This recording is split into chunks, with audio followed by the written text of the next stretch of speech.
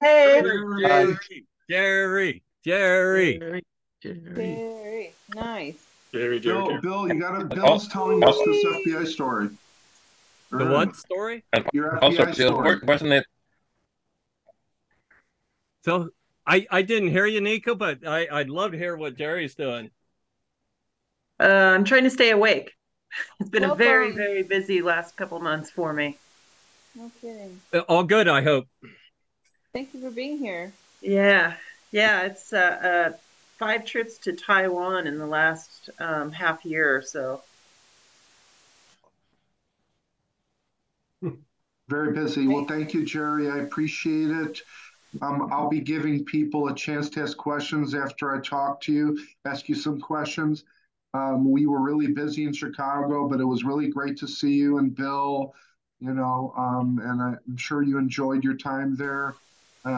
So we didn't get a chance to talk, but like I told you, I thought it was best that we talk in a setting like this where it's a little more quieter and we can focus. So, welcome to the TPUG meeting. Thank We're you. we're really excited to have you. Boy, that Chicago event has really grown. It's amazing. I was going to it when it was like 30 of us in a basement. Oh yeah, great. I'm sure some of the energy is still there, but in a bigger sense, right? In yeah, a lot of different directions, lots of energy. That's wonderful. Um, I'm sure I don't have to provide a lengthy introduction for Jerry, um, but everybody knows her for the 30-in-1 DirecTV. Um, and I wanted to, before I talk to you a little bit about that, I wanted to ask you about growing up. Even before I read your bio, I wanted to ask you about, experimenting and learning about how things worked as a kid. And then I read that after I thought that question. What about that experience growing up? Well, I was kind of a weird kid. I didn't like not understanding how everything around me worked. If it was even like a bug, I'd rip its legs off to see the inner workings of a grasshopper or something. Or if it was like my kids' toys, I would, as soon as I got old enough to sneak into my dad's tool chest, I would get in there and get into his screwdrivers and start taking my toys apart. So it's just this curiosity. I just don't like not understanding how things work, and for whatever reason, ever since I was probably like 5 years old or so, I had this curiosity. And my father was wonderful. He besides being frustrated, I took everything apart and blew up our first three Commodore 64s. He came around and started being very supportive. He would bring home broken electronics that he acquired from his customers at a service station that he ran, which was heaven for me because I just rip everything apart. Much of my early childhood was just taking things apart, dreaming about the day that I could actually build something on my own. And slowly I started picking up some of the skills so I could start making little modifications to these gadgets that I was taking apart. Some of the earliest things I remember is like changing a red LED to an amber LED. And that was so exciting for me at whatever, 8 years old to be able to figure out how to do that. And then it just kept building from there. And I've been a lifelong learner. I haven't been to college. All the engineering that I've done has been thanks to folks like Bill Hurd, mentoring me, probably hundreds of mentors in the Bay Area that, as we cross paths working at different jobs have just helped me grow as a engineer. That's wonderful. Um, I had a question that I was going to ask that kind of evaded me, but how did you get to owning some of these stores? Oh, Um, yeah, I owned a chain of retail computer stores in the 90s, and that was the it's a little bit longer story, so I'll have to back up a little bit. So when I was a teenager and younger, I was a super sweet kid. And so, you know what happens when you get to junior high and high school, like the sweet kids get picked on a lot. And I endured a lot of abuse through these kind of early, junior high and early high school days. And then one day I snapped, clobbered this kid with a book, got suspended, big long story. But when I came back, like all the bad kids were like, hey, you're pretty cool. And so I started hanging out with all the bad kids, and I found the more extreme I could be with my personality, the more people would leave me alone. And so I really went down that path, which ultimately, because my dad owned this gas station, I was working after school at his gas station, learning a lot about cars. Started off with changing oil and eventually just doing everything on cars, like lapping valves and changing head gaskets and stuff like that. But near our hometown, there was a quarter-mile dirt track where these dirt race cars would race sprint cars, late models, things like that. And I got super interested in it. And I don't know, I guess in my weird teenage mind, I'm like, well, there's nothing more wild and crazy than being a race car driver. So I've got obsessed on wanting to build a race car. Begged my father, who had done some racing in the past, to build a race car for me, which he refused. He's like, you're going to kill yourself. No way. And finally, after pestering him for a very long time, he said that the only way that I could get a race car is if I either figured out a way to raise enough money to buy one or build one. And of course, I was pretty handy at this stage and pretty fearless about learning things. And I went around town talking to machinists, because we lived in this little logging town. So there were quite a few kind of one-person shop machinists. And I found this one machinist that, in exchange for me coming there on the weekends and on Saturdays, cleaning up his shop and stuff, he would teach me how to do all the basics for building a race car, like welding and turning metal on the lathe and milling and surface grinding, all these fun things, in exchange for, like, he'd shove me into the bed of his under his lathe, and I'd have to like sweep all the chips out and adjust the gibs and stuff like that. But anyway, then I ended up getting into race cars, and it really fed into this like wild kid persona. And I did that for quite a few years. I was quite accomplished. I lots of mentors along the way. I don't have enough time to cover that, I suppose, but eventually got sponsored by British Petroleum, ran this big racing circuit up and down the West Coast, and dropped out of high school and did that for a while. But I got a little bit older. I reached my 20s, and I'm like, what the heck am I doing? Like, yeah, hanging out with all these knuckleheads at the racetrack. Yeah, actually got punched a couple times too. It's just like a really bad environment. These redneck backwoods racetracks. But one day, to get to the computer stores, this is kind of an important like jumping off place to the computer stores. I went to visit one of my friends that I went to high school with, who is now, in his 20s. He'd started his family, and he had his house, and in his garage, he made a man cave. And he was really interested in PC computers. And so I went into his man cave, and he was like bragging about this 486 computer that he built, and that he had tricked a wholesaler of parts to sell him parts wholesale. And he said, this computer cost me, I don't know, something like $500. Normally it's a $1,200, computer. And I'm like, I always had an entrepreneurial bend to me, my personality. I'm like, that sounds a lot easier than, going and getting into fights at racetracks and like, putting my life in danger every weekend to make a living. Really high margin. I'm like, how about we open a computer store? I'll fund it. I'll just take all of my earnings from my race car, sell off my stuff. And it was just like that. I just stopped racing. We opened a computer store. Turns out, I was that gothy kid that hung out at racetracks and swore every third word or so, and had a pretty rough personality. And my business partner and I immediately started butting heads. And well, it didn't work out between the two of us in the long run. He ended up booting me out of the business. And, I have a vindictive streak too.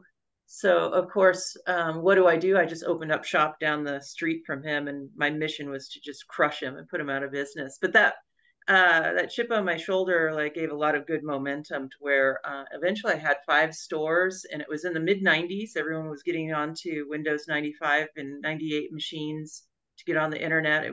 We were just printing money. It was really fun.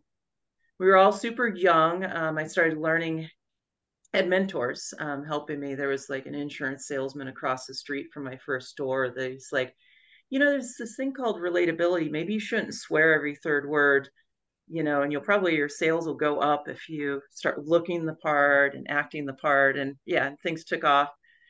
But we're all young. I started learning how to hire the right people to run a business, and the personnel, finding that passion in people that you work with is so important. And since we were all young and passionate about computers, it ended up working out really well.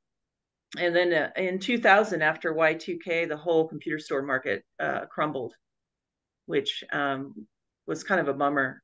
All the really low cost machines from Gateway and E machines, ate up all our margin. But it was a great experience. And a really cool thing about the computer stores is we gave it a go. We tried to pivot the company around doing different things like satellite dish installations, and cell phones, and network installations, and never really found that money printing machine again. And I finally threw in the towel, but I gave the stores away to the managers that wanted to try to keep going. And there's one of them still running today in Canby, Oregon. So somehow they kept that store going. They have? Yeah, I think it's still there. It was there pre-COVID. Computers made easy. Yep. He changed the name to EZ to shorten it. Easy. I don't know. I wonder if it's still there. It can be. Next to the last Blockbuster. It looks like it's still there. Yeah, closes soon, 6 p.m. So if anyone's in Canby watching, go patronize my old store. Wonderful. We'll have to. So that's about 2000 when you sold the business, right? And then about 2002 is the C1. So in between those 2 years, what's going on? So I got really lucky with the computer stores.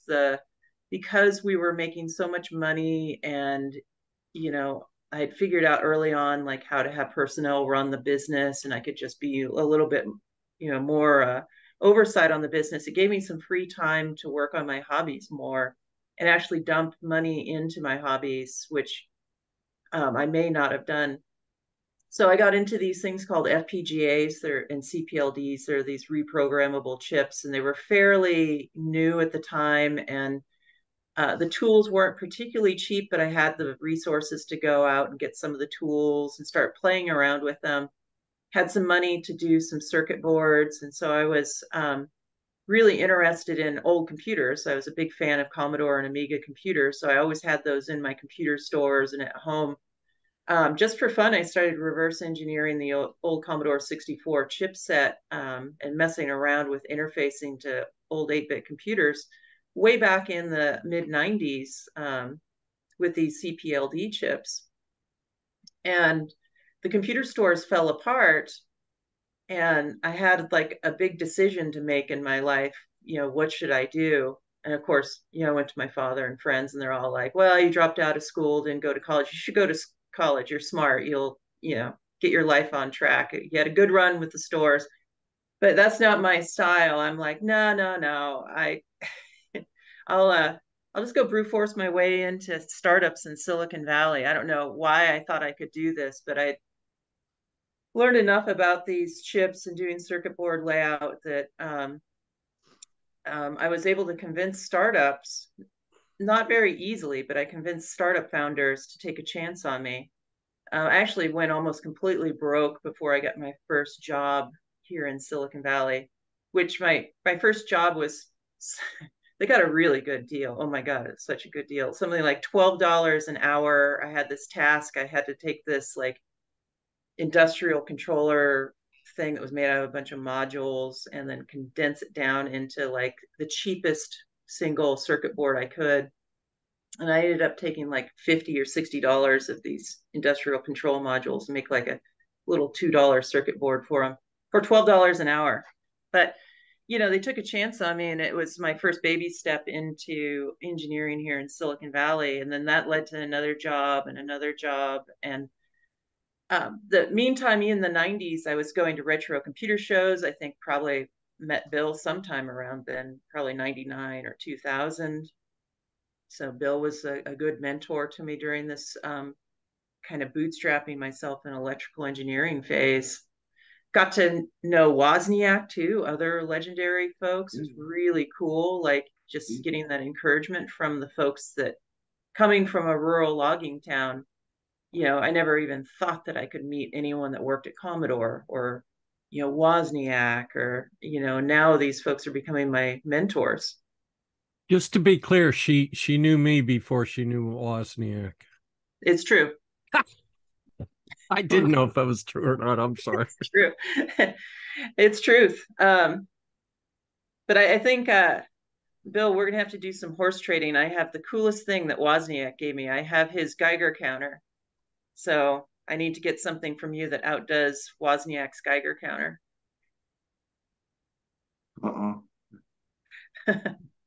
Yeah. But yeah, then Hey, everything Bill. started looking up for me in the early 2000s. Did the C1. Okay. So the C1 was an evolution of all these little circuit boards that I was sticking inside of Commodore 64s and just doing individual parts of the C64. And I had these wild dreams of like, well, I could take the C64. There's things about it I always wished, like, here's maybe a jab at Bill. It's like, man, when they upgraded to 128, why didn't they just like add some more values of luminance and chrominance so that we had more colors? And so I was making little boards to like, add some phase offset to the chrominance so that I could get, more colors. And I had these dreams that I could build this all into a board that was kind of my ultimate Commodore that I wish that would have came after the 128. Yeah. Yeah, I looked at more bits and said, can't do it, move on. So Jerry, how much of an influence was Bill during the design phase of the C1? Were you consulting with him a lot? Yeah, it was, I think one of the most valuable things that Bill did for me is he sent me I have it on the bookshelf back here, the Bible of board layout.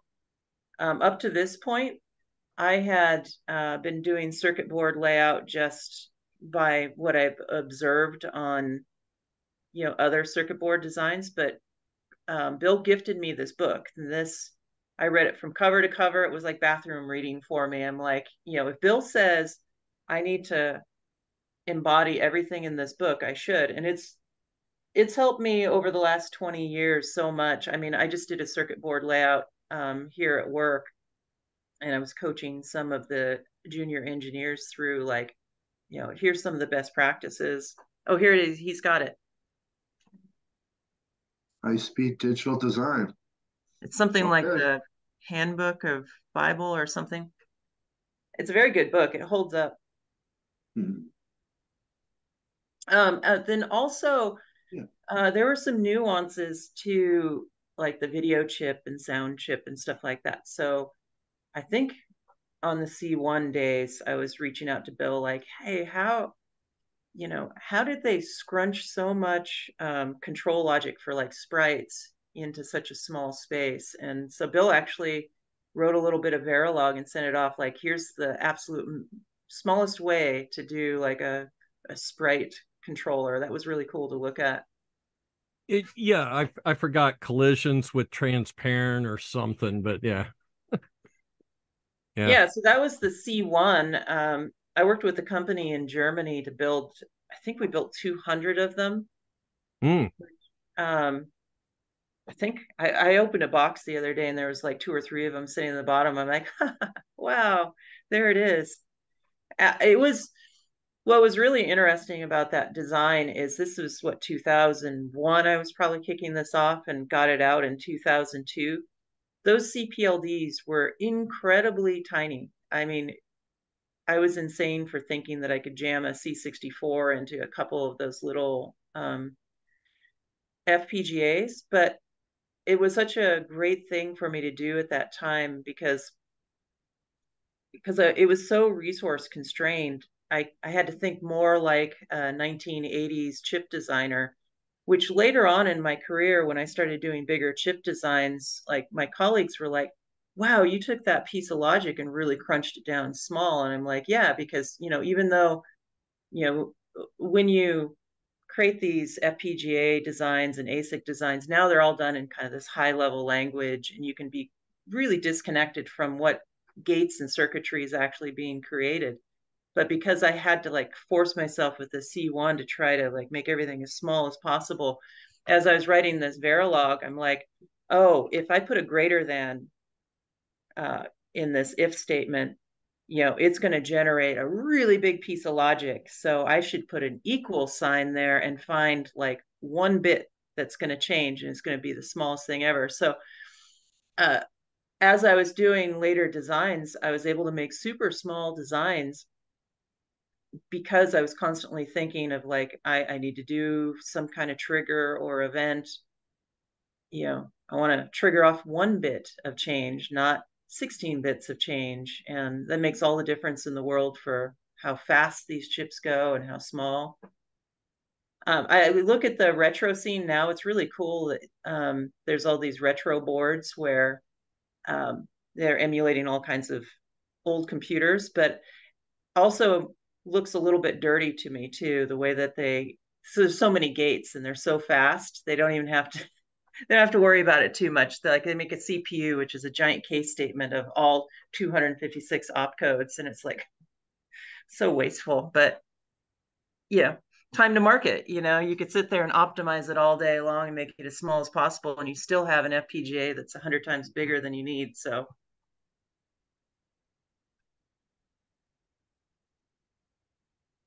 And then that led into the DTV. So we did 200 of those boards. A handful of people got them, and some really cool stuff happened. Someone put I think a Spectrum into it, and there were a couple computers that people targeted this board, which was really fun. So before we go to DTV, can I ask, with the C1, you printed 200. What was the goal? Was the goal to go to mass market? What was your dream? No, it was just a niche market. I mean, Okay. people had been following me for several years at retro shows and events, and they're like, I want one. I want one. I do. I want one. Yeah. I don't even know if I could turn one on these days, unfortunately. I think it's all left my head, like how you actually get the bit files into it, but definitely an interesting piece of wall art now. So, Um, yeah, C1 comes out, and then at what point do you think joystick? I wasn't thinking joystick. It's like, okay, the C1, that was cool. There was a little drama around it, the guy that helped me build it. And I'm like, okay, that was the thing in the past. And, now I'm starting to get my career going in Silicon Valley. I'm actually getting paid, a quarter of what I'm worth instead of 1/10 of what I'm worth. And I'm like, things are looking up for me. And I spent quite a bit of time doing chip design and, between the C1 and in system design and stuff. And then out of the blue, I guess it wasn't that long. It's only maybe a year. Actually, I must have got going in 2003 if it came out in 2004. Anyway, out of the blue, I got a phone call from this toy company, and they're like, hey, someone told us about your C1. We've been trying to make a Commodore toy. We were going to emulate it with like a Nintendo on a chip, but we can't do it. Can you make an ASIC for us? And I'd never done a full custom ASIC up to that point. And I just took a big gulp and I'm like, sure. And then they're like, can you do it in a year? I'm like, sure. And they had already found some folks like Robin from 8-Bit Show and Tell, if you've seen that YouTube channel. So he was leading the software effort, and I led the ASIC design side of things. And leaned on Bill a bunch during that time because it was a pressure cooker trying to get all of that done. And thankfully I did the C1 because this toy company is like, we want you to use this $1 chip to do it. So it's a type of chip. It's like an FPGA where it's a bunch of gates, but it doesn't have all of the reprogrammability. So it can be much smaller. And you just put metal layers down to connect all the gates together. But it had to be this like $1 chip. So it was super challenging. The first generation of the DTV, I barely got everything in there that we needed to get the design to work. And it actually had some really big, nasty flaws, but because we had to get this done, tested into China by July to manufacture it. So it'll be ready for the holiday season. They were going to do a big rollout on QVC Black Friday. QVC of all places, really funny stuff around when we actually launched it. And 2 weeks before we did tape out on the chip, and tape out is when you just like finalize the design and they send it off for fabrication, we still didn't have color output. And I kept telling the software team, I'm like, don't worry, color's coming. It's not that difficult. I've got to get like the core part of this done and I'll do color at the last minute. And yeah, we were coming in really hot on that design, and the toy guys were getting super nervous, and added color, got all the games to run. And then we shipped it off to the foundry to make them, but unfortunately the foundry didn't have time to make sample chips for us. So they just made a couple 100,000 of these things, sight unseen, which was super scary. This was really scary. And so I'm supporting the factory while the chips are getting made, and I'm sending them circuit board designs, like this is what the circuit board needs to look like, and here's the layout and everything. The chips finally make it to China and they bond them up, and I get this super angry phone call from the toy executives, like, we bonded the chips out and they don't work. You cost us millions of dollars, whatever, you're in trouble, you got to fix this. And I'm like, oh my God, I must, in chip design, like you do one thing wrong, the chip could be just toast. I'm like, oh, I'm so screwed. And actually, it's like, this was, the toy guys are based out of New York, and they had a really strong New York personality. So of course, it's lots of swearing, lots of like, you're done in the business, F this, F that. Right? 4-letter Yeah. words. A lot of blustering. And of course, I'm super young. I don't know if I'm still in my 20s, I think, at this point. And they're like, you get on a plane, you're going to Hong Kong, and then we're going to drive you over into China and you fix this. And I was like, man, maybe I should run off to Mexico and hide from these folks. And anyway, I decided to go to China and went over there, went to the factory, and they built 200 of these things. There's like, a big row of these joysticks sitting there all assembled, and we opened it up. And I looked at the circuit board inside, and I'm like, what is this circuit board? There's like no capacitors on it, and it's not the design I sent over because they'd cost reduced it without telling me about it. Oh. And thanks to some of my earliest mentors in electronics were ham radio operators in this little logging town, and they taught me super early on, the best test instrument you have is your finger. So start touching things. And so I'm touching the circuit board, and all of a sudden it's like, bloop, it comes up like 64K, ready. I'm like, oh my God, it works. It's just because they cost reduced it down. I'm like, oh, I'm saved. I'm not going to be dead in a ditch somewhere from an angry New Yorker. So yeah, they quickly did a board layout. It's amazing in China, like how quickly they can fix things like this. Like they'd produced a lot of the circuit boards. They were, the toy guys are like always obsessed over fractions of pennies. Like they got rid of all the capacitors because they're 0.001 cent a piece or something. But they go and screw up thousands and thousands of circuit boards, and they're like, oh well, just throw it in the trash. And then 2 days later, we have like thousands of brand new circuit boards there, super quick. So many stories about like things that here in the United States, it's like, oh, we're down for 2 weeks. And they're just like, no, we're just going to put someone on a bicycle to ride over to the screw factory and get, 100,000 screws so we can keep production going. Pretty amazing. So anyway, we got going. I stayed there for the pilot run, got it going. And then this is the second half of the story where things went really sideways for me. So the programmers had added a bunch of extra games and things to the software. And then I had added instructions, and this is all burned into the ROM permanently, mask ROMs. I added instructions to like how you take the joystick apart, how you solder wires to it, to hook a disk drive and a keyboard up to it. And I didn't think much of it at all. So I'm on the production line. We had it hooked up to a television. I wiggle the joystick in the right way and drop into this menu, and I'm kind of checking everything out. And some of the program managers for the toy company are like there, and they see this and they're like, what is that? And I'm like, oh, we just added a few things. And they're like, what did you add? Tell us now. And I'm like, well, we added this and this and this, and like, we'll be right back. Like, and then here they come back, and I had to talk to the angry New York executives again about how I fucked them over. That because there's pictures of us drinking beer with famous Jim Butterfield, famous programmer, that they may not be able to sell this to kids. And I'm done in the industry, and we're going to sue you, and you can't tell anyone about this. And anyway, oh my God, like totally sideways again. So I get on the plane, go back home. And my boyfriend at the time, I thought I was done in the toy industry forever. I was never going to work with these guys again. My boyfriend at the time's like, what do you have to lose? Like, why don't we let the world know about it? And so he faked a blog. So it was, the kind of maker scene had started to come, start to build up at that point.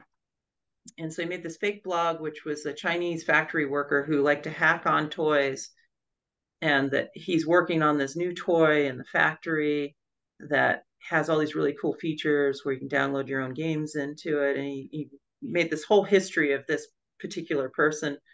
Somehow he got it on the front page of Slashdot, which was a very popular website at the time. And I don't think any of us really knew what viral was back then. But it went absolutely viral. And of course, my answering machine, remember the old tape answering machines? Was filling up with angry phone calls from all these toy executives of like, I've really done it now. And we know it's you. Anyway, launch day comes, midnight, Black Friday. They had arranged with QVC to be the daily value. So every hour, an actor comes out and demonstrates the product starting at midnight and goes for 24 hours. And they're demonstrating the joystick. And like I stayed up half the night watching it, and they're selling like hotcakes. They're just going really fast. And even though I was in the doghouse with the toy executives, they forgot to take me off of an email thread with the QVC folks. And so I got to see all of this stuff play out in real time, all the confusion, especially in the morning when everyone started waking up and they started seeing like the sales figures for this particular device. The thing that really confused them was they were only marketing it domestically, but somewhere around 50% of the sales were going overseas. Unbelievable. Yeah, and they ended up selling out really quickly. I think they sold out their initial shipment in the first week.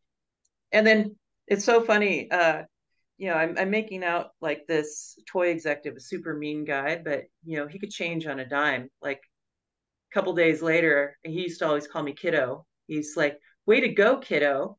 Don't ever do that again. And then I went on to do another 5 or 6 toys with them, with varying levels of yelling and not yelling happening throughout. Hostility.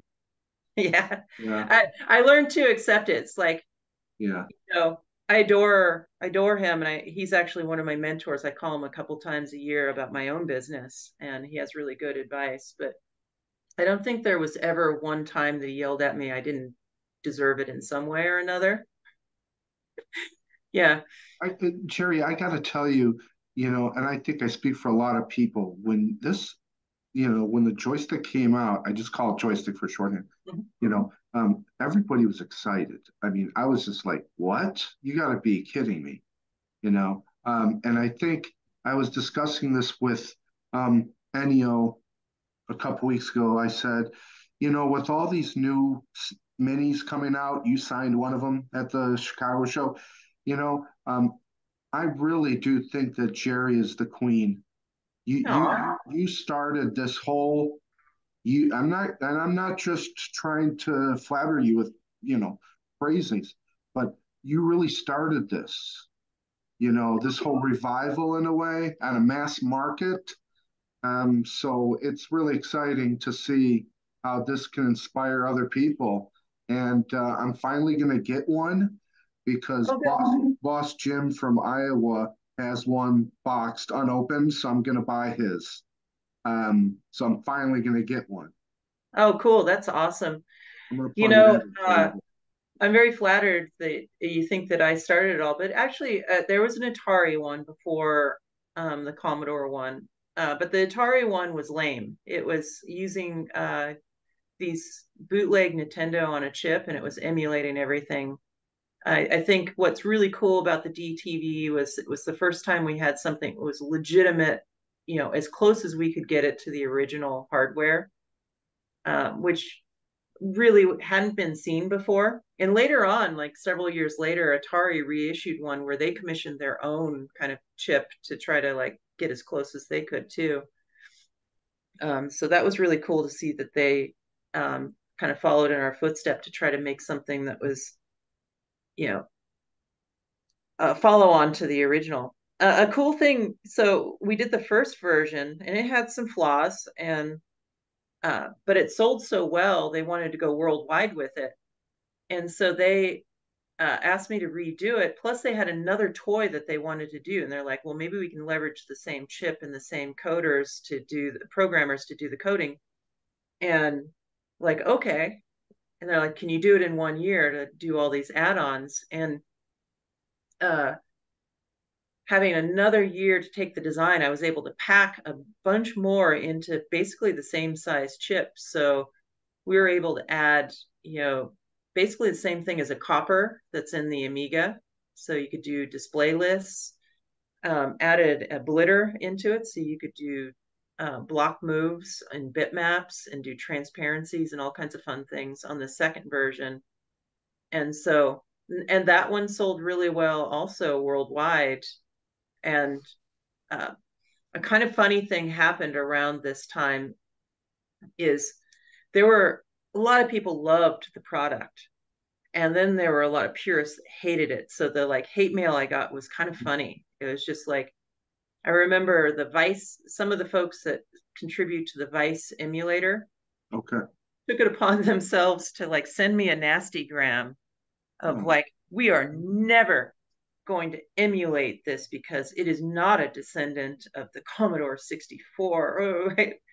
And I'm laughing at this. I'm like, whoever asked you to emulate this? Not me. I don't give a crap.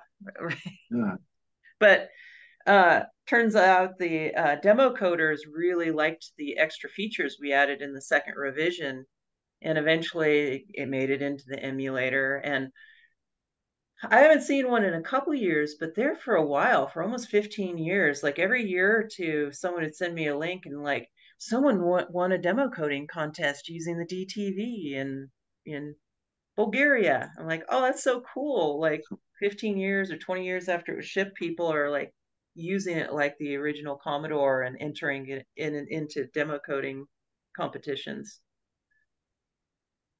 Yeah, that really justifies the longevity of it and whether or not people grab onto it, right?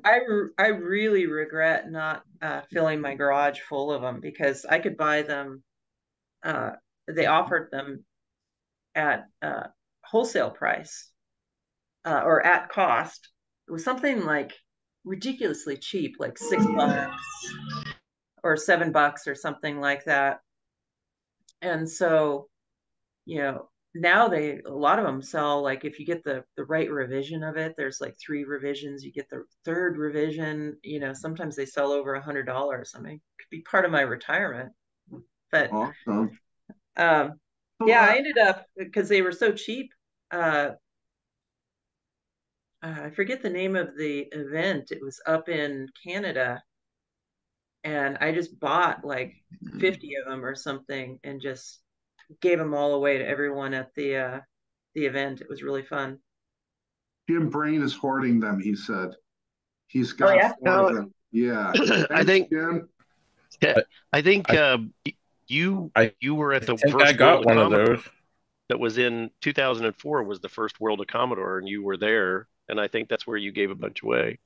Oh yeah. Oh cool. Yeah, that sounds Yeah. right. World of Commodore in Toronto, I think, or somewhere Yep. like that. Hmm. Yep, I got one of those. Oh, Have that's a nice nice. There year. you go. So, It's Jerry, never been out of the package. why wasn't a successor produced?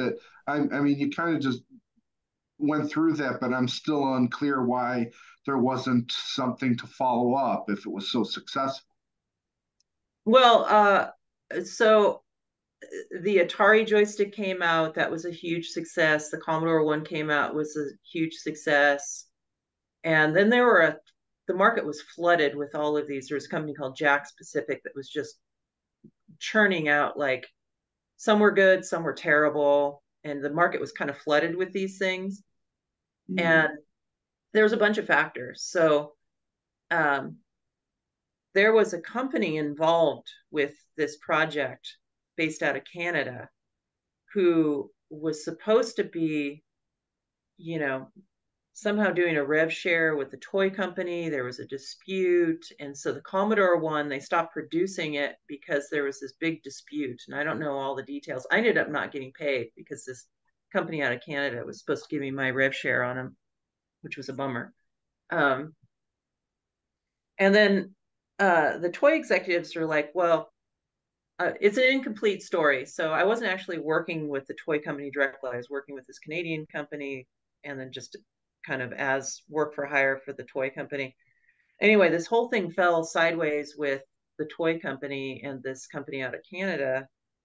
And the toy guys were like, come work with us directly. And they commissioned, and we actually had it mostly going. It was an Amiga version. We were going to do an Amiga joystick. Mm.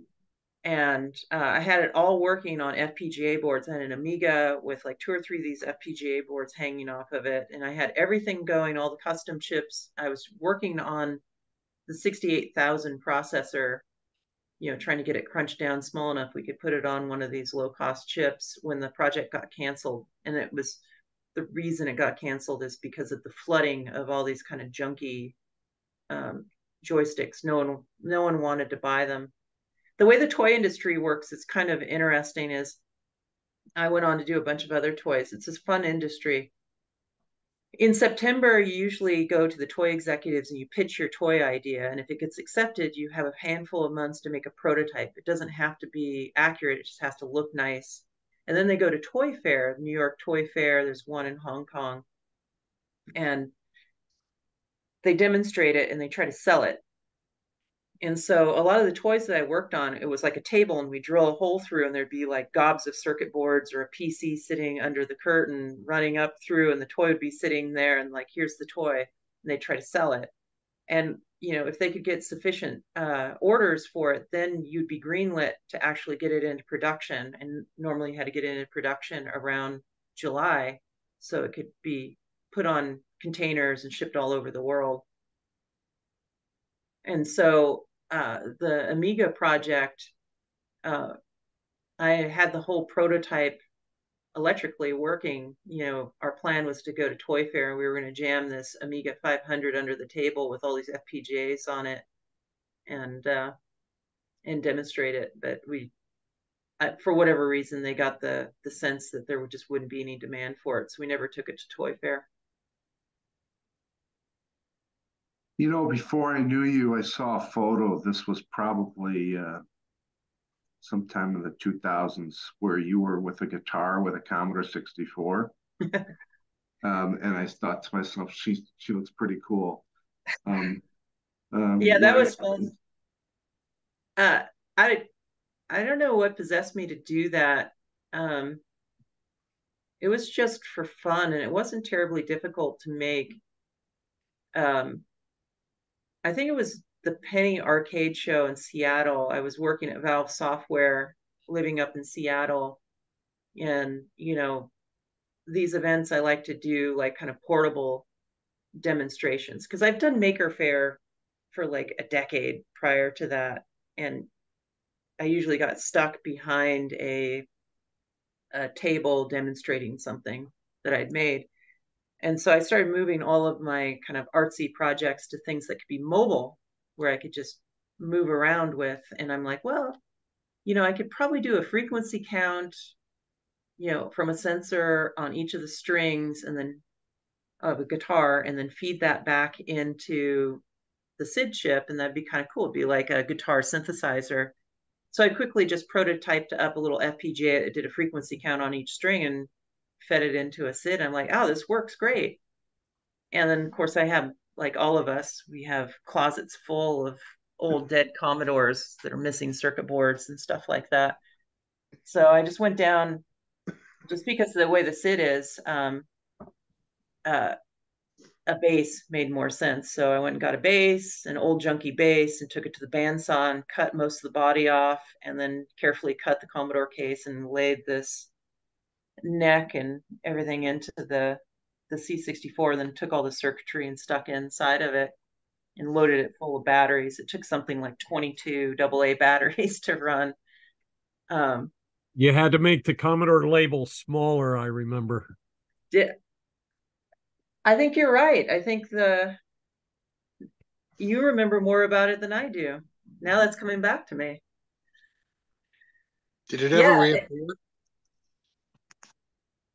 So yeah, I was playing roller derby at the time too. So everywhere I went, I wore my roller skates. So I skated around Penny Arcade on my skates with a little battery operated, amplifier playing my Commodore bass. It was quite popular. And then I took it to a bunch of shows. awesome. And then it got stolen. Oh, Yeah, no. that makes me sad. Everyone's like, you should make another one. And I'm like, I don't know. You just had to have been there. Like, it's one of those things that was fun. It wasn't terribly difficult to do. I probably wouldn't reproduce it again. You It's, you still have people that talk about the Halloween cat that you guys ripped apart at one of the VCF Midwest back when you were in the basement. You guys went late night to Dollar Tree or something, bought some sort of animatronic cat, and then is spent the night hooking it up to the user port. it sounds like Jim. Yep. Yeah, you helped me on that. Yeah, Leaf and I and yeah, a bunch of us were trying to remember user port registers and whatnot so we could get the cat to do things based on music from the SID chip. So Yeah, that was back when we were like in the basement of that. correct. Yeah, before Chicago show got giant. Those were That's good right. It was times. I had a lot of fun.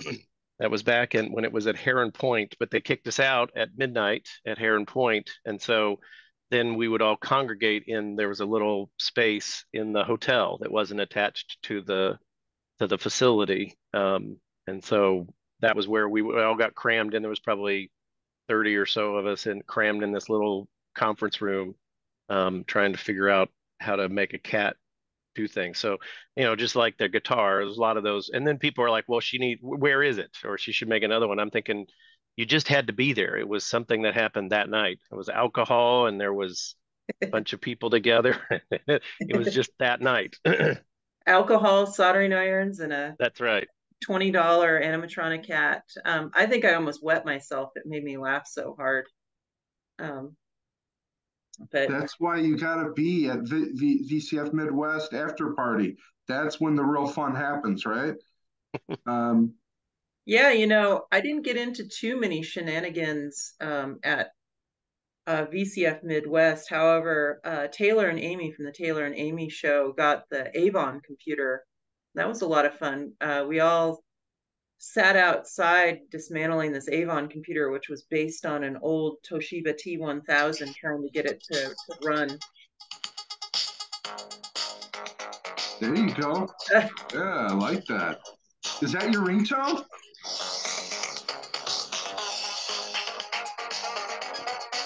Straight from the 80s, it's 30 original old-school Commodore 64 video games in one TV-ready joystick. Tune in for a special one-day price on Who's playing that? part of Holiday Shopping Weekend, only on QVC. Oh, wow. Cool. There's a recording of it. That's right. So a funny story about, I think I started to cover this, but I always thought on QVC these numbers where they're like, 2,000 sold like in the last 5 minutes. I always thought that was bullshit. But I was on the actual email thread. Those numbers are real when those are going by. And the other thing that I remember about that is they hire an actor and they plan months in advance precisely how they're going to pitch this. And they know their audience. There's a lot of like grandmas and grandpas that watch this. And of course, it's Black Friday. And so they put together this whole promo for selling the DTV, which just horrified me when I watched it, because this actor knew nothing about Commodores, knew nothing about playing any of the games. He couldn't even get through the menus properly. So he'd always drop into the first game, which was bull riding out of Summer Games or something. And he would sit there and obsess for 5 minutes on like, your grandkids are going to be so happy. Look at these colors. So many colors. You've never seen anything so colorful.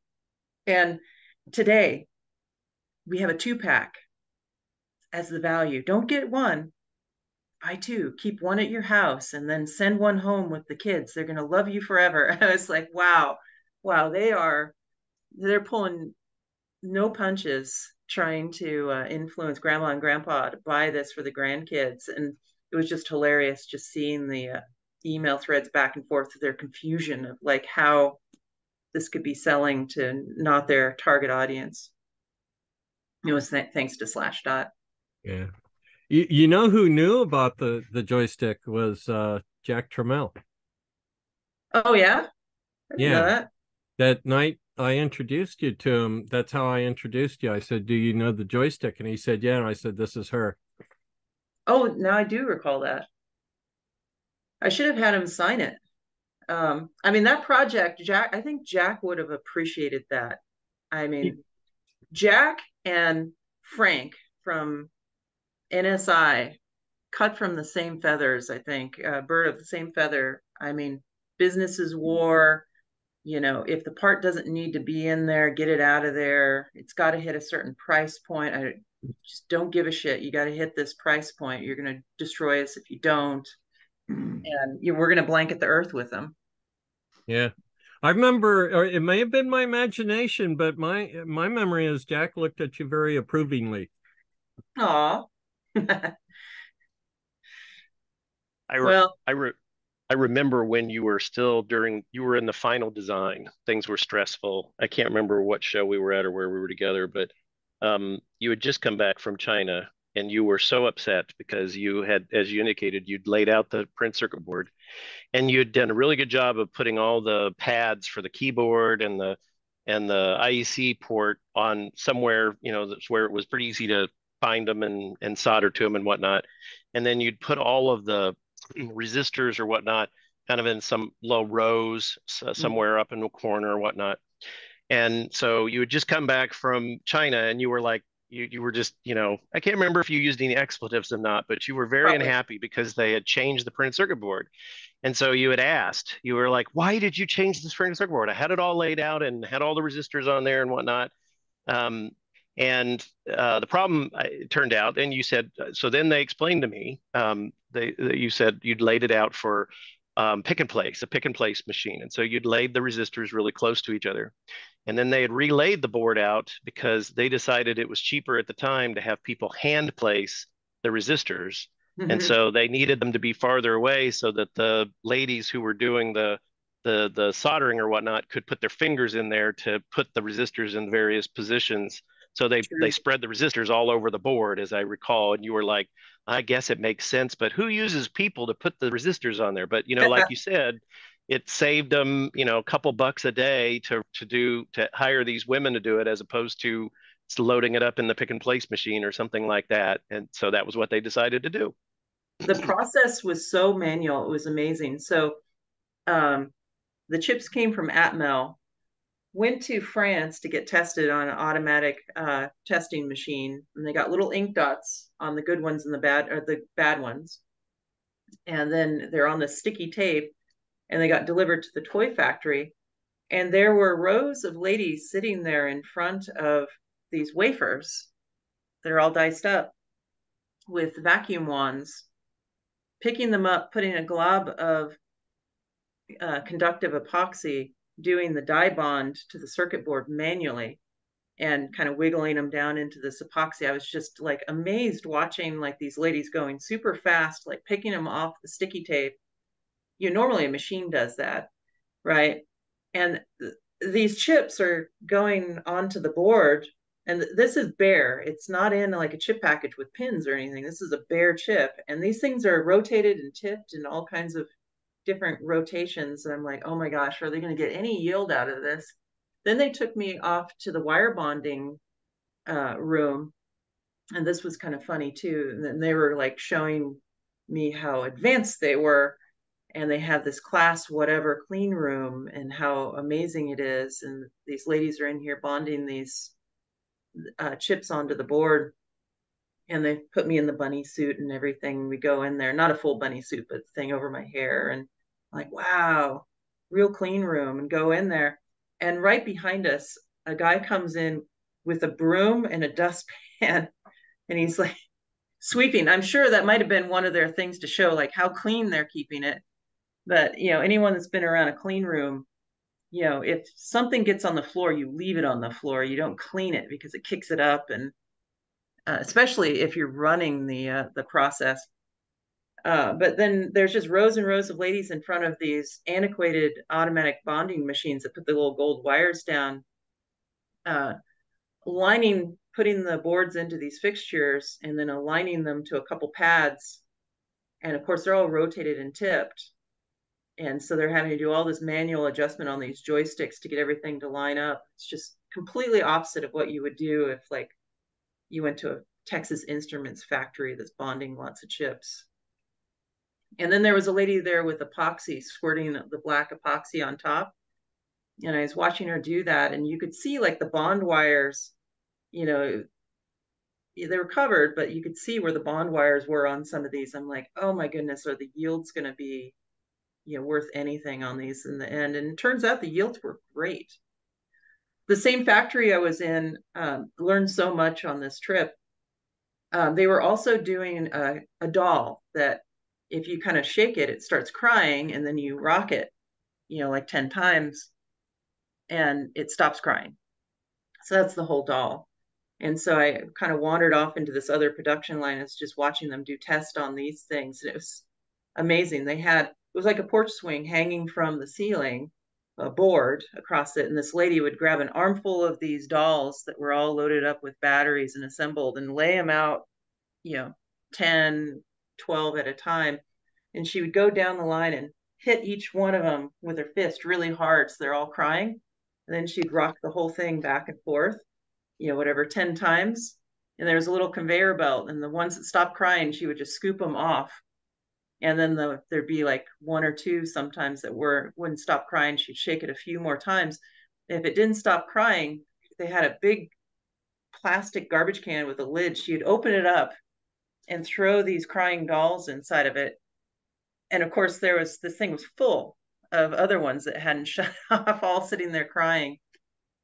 And then they would occasionally take these big garbage cans full of dolls off to another area where they'd rework them. So there would be someone with an electric screwdriver taking them apart.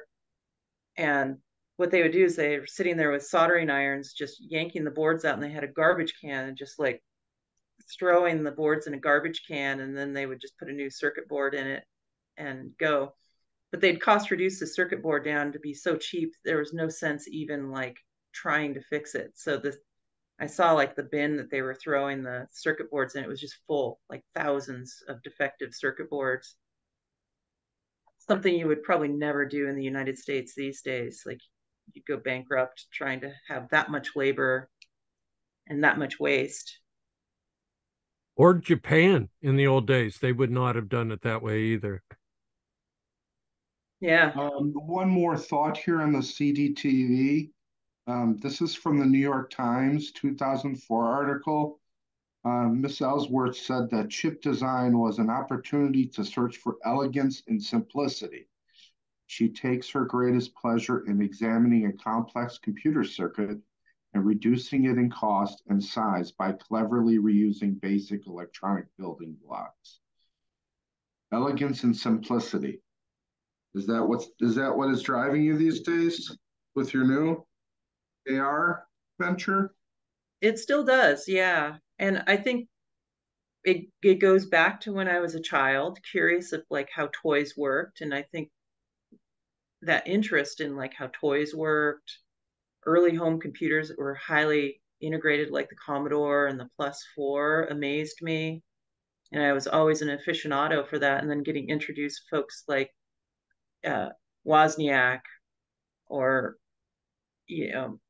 all the folks that were at Commodore that I met over the years, like Bill, that told these stories of like, we had a 50-cent part in there and it blew our budget. We had to reduce it. We had to get 2 or 3 chips out. It was a mandate. And we found this clever way to do it with bubble gum and duct tape. And so part of it is me wanting to have those same romantic experiences in my life, I think. Yeah, there's been many times that I've gone above and beyond, and I probably didn't need to. But, to be able to grab a circuit board and say, like, right here, there were like 2 or 3 components, and I reduced it to 1 component. And that happens currently. I mean, we're working on some prototypes now where we just shit can tons of stuff out of it, and it works better than it did. It's funny how that goes. I actually did that on an optical design. So we have in our AR glasses, we have these little optical modules. And so a Japanese company helped us. I did the first prototype and it worked okay. And then we hired a Japanese company, which are pros at doing optical simulation. And it looks good. But recently I'm like, I just have a funny feeling about some of these lenses in here that it's just overbuilt. So I actually yanked the lenses out and put a diffusing sheet in. And I'm like, oh my goodness, the color uniformity is better and it's brighter and it cost me a penny instead of like $2 worth of lenses in there. And so I really enjoy when things work out like that. Is this also maybe a theme of Jack Tramel's life? I asked that question because I was thinking about you earlier, and I'm thinking Jerry embodies some of the same things that Jack Tramiel embodied, like owning a computer store and then going into creating hardware. Do you see him as a kind of a similar kind of spirit, or I know maybe those are 2 different questions, but. I don't know. I don't know Tramiel well. I only met him like maybe that one time, but if he's anything like Frank, my colleague in the toy industry, I miss the yelling gene. I can be firm and insistent with my team, but very, very rarely do I ever yell. I can think of, and it worked. I had a situation many, many years ago with a company where we were running out of money and we had like 5 prototypes. And I'm in this like endless loop argument with folks in the room. And it just pushed me over the edge, and I just snapped back to my like teenage years. And I grabbed one of these prototypes and just started smashing it into the table. Like, why the fuck do we have these fucking prototypes if we're not going to go out and fucking pitch and raise some goddamn fucking money? Yeah, just losing it. Sorry if anyone's offended by my swearing. And pieces are flying off of these glasses.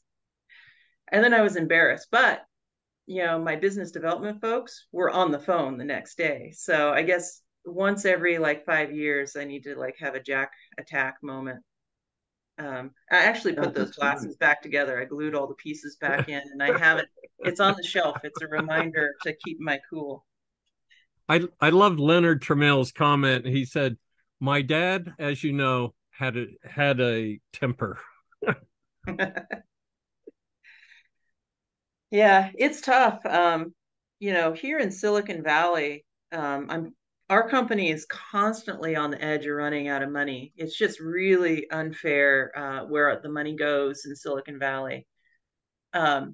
There's companies out there we call them tech bros, with slick haircuts, and they drive their fancy cars, and they go to all the right parties, and they're raising hundreds of millions of dollars. And then there's our team, on $7.5 million, gets a product into production, shipping the unit, and we're profitable on every unit that we sell.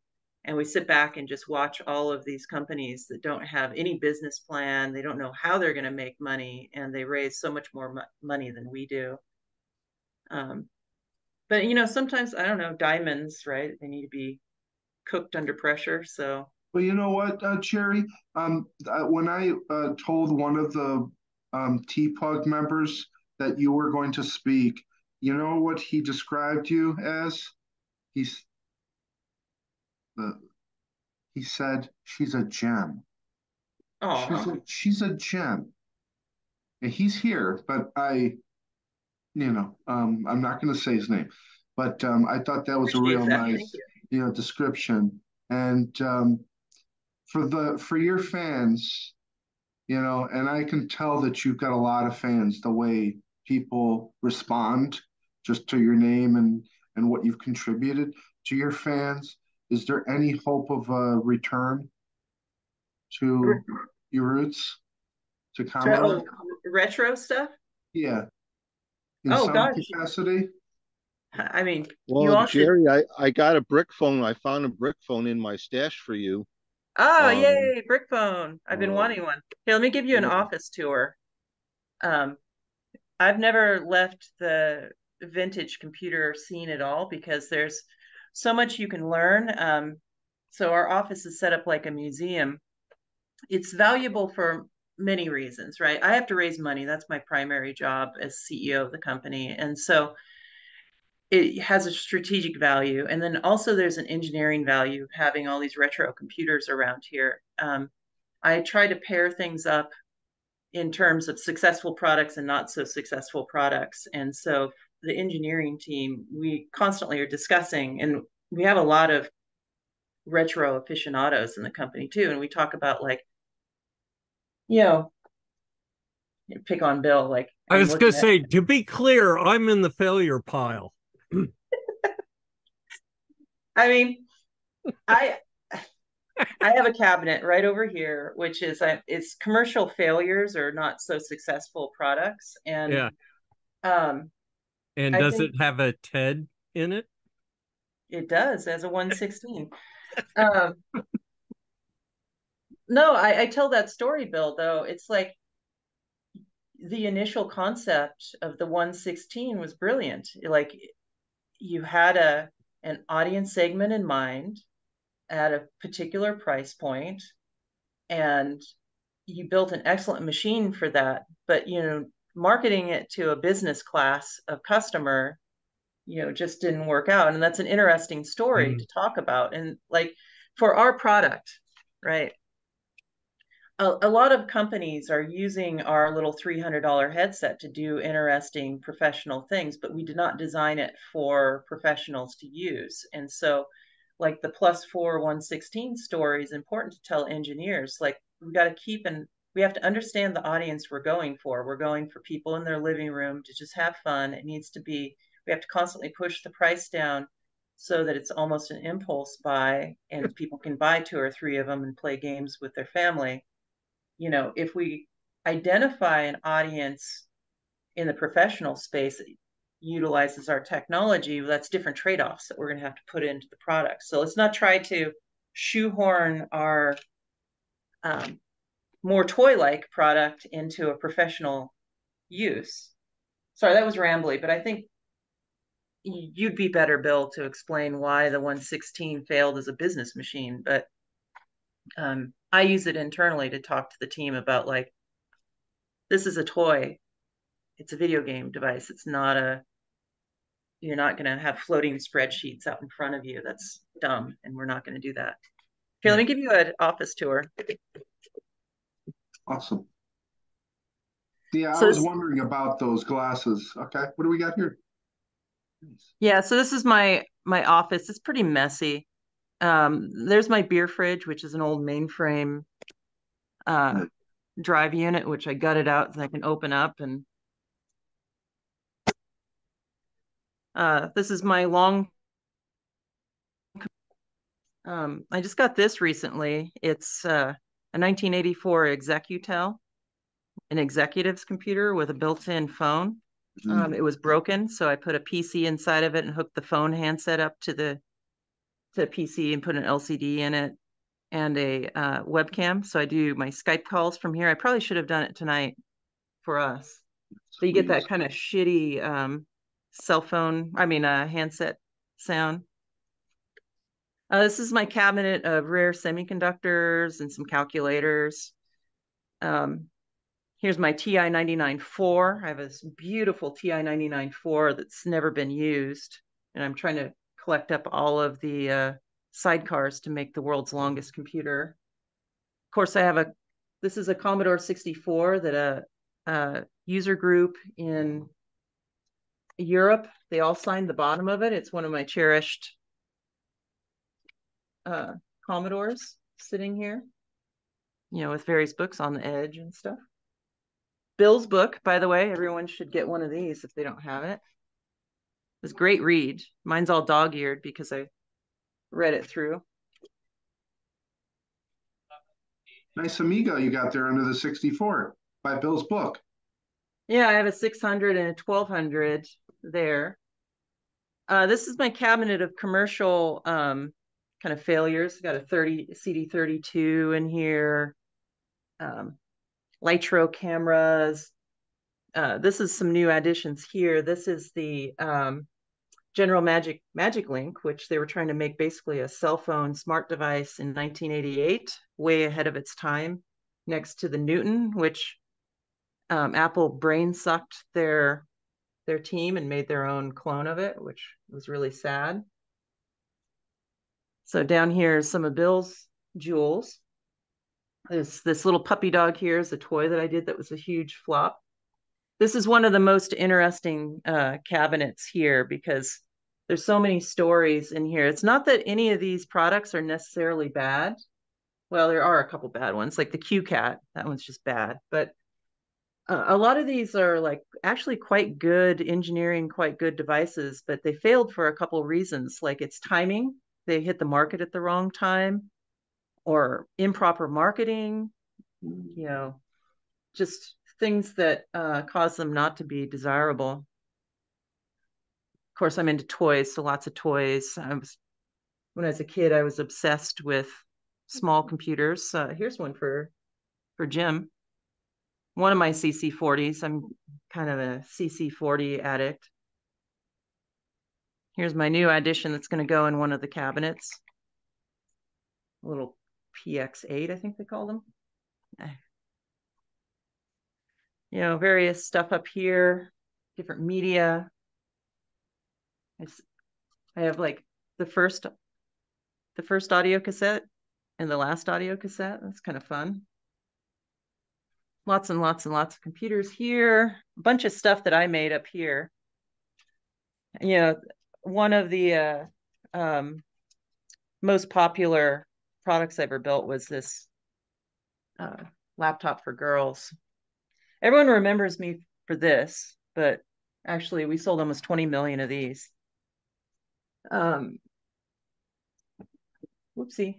This is a Gen 2 DTV prototype. So there's the board. So it has this little tiny, what is that, a Cyclone FPGA. So I jammed everything in a EP1C12. really tiny. And then if we venture out into the office proper, there's more cabinets of stuff. This is a collection I'm putting together. This is all like semiconductors, selenium rectifiers, diodes. I find it very fascinating that these devices that you buy, 100,000 at a time for like a penny or fraction of a penny a piece. At one point, they were so precious, they deserved their own beautiful little boxes. So I'm trying to celebrate them by making a nice little display. And of course, I'm a pinball collector, so the office benefits from pinball. Yeah, a lot of testing going on in here in the main area. What's your favorite pinball? Oh, that I can't answer that. I love them all. Someone's drinking some beer. Hi, Devin. Say hi to the T-Pug group. Hello.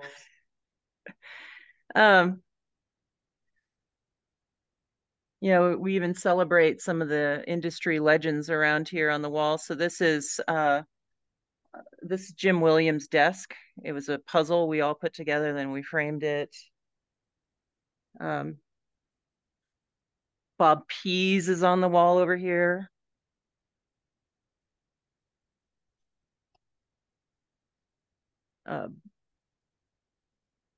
Dobby.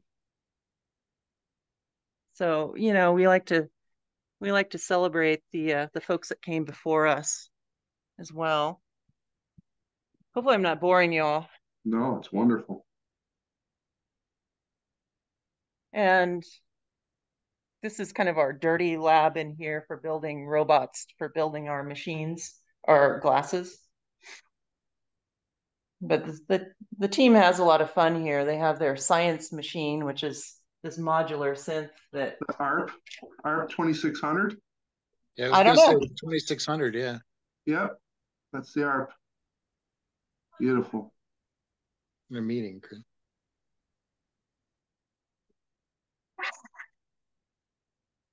Yeah, I have a clone of this 2600. Which, the Behringer or the other one? The Behringer. Yeah, they have a lot of fun. They celebrate their mistakes, which is kind of fun. Like forgetting to turn off the hot glue gun, or they celebrate me up here for forgetting to lock my car door and letting my car get stolen.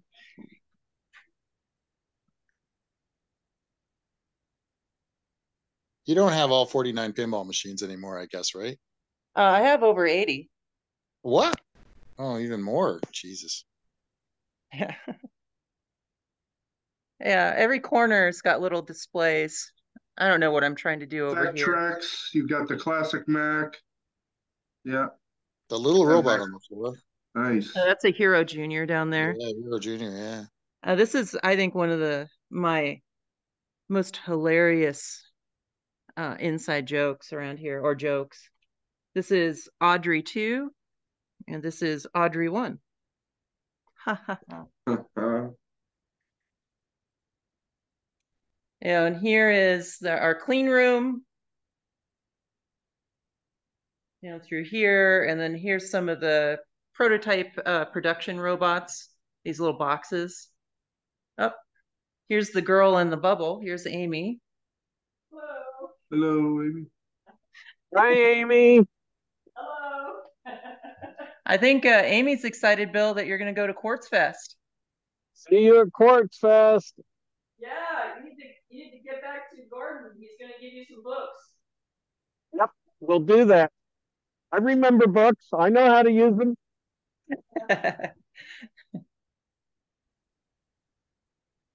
This is our kind of hangout area here. We do happy hours every 2 or 3 Fridays, late into the evening. We actually fire up machines and stuff.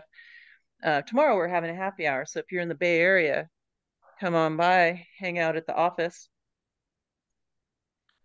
And then our main conference room is all Nintendo themed because we feel that our DNA is closest to Nintendo.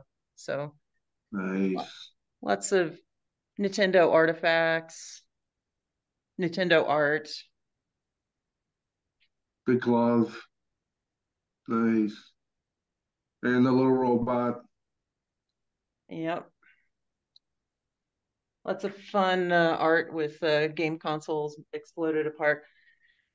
This is the evolution of our product. So this is all the prototypes from, circuit board to, final production. We even wrote our own book, internal book, on how we designed the product.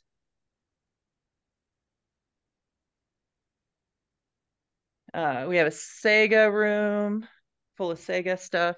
This is a bunch of crap that I brought in last happy hour that hasn't made it out. So I've been getting obsessed with electroluminescent and plasma display computers. The compact one, I remember when I used to use those at Computer Associates, the smell that came off of those screens as you used them was incredible. Yeah, I never noticed. Maybe it's plasma Oh. from the high voltage. The amber ones, man, they used to smell like they had a smell to them after they warmed up. And then this room, we do a lot of video streaming through here and recording of like when we get new applications for our system. But this is the Atari room, and this is a very relevant room for us. What I like about this room is I've set it up where there's a cabinet full of kind of groundbreaking Atari stuff in here. But across the room are all the mega corporations that were trying to break into video games. Magnavox, RCA, Television, ColecoVision, yeah. Did anybody actually ever program anything on the Odysseys? Not the the Odyssey one's all analog, but Odyssey 2 is programmable. There's a pretty vibrant kind of hacker community around those. When you enter the door, you get to see our love letter to gaming, which is this beautiful mural with a bunch of video game references in it.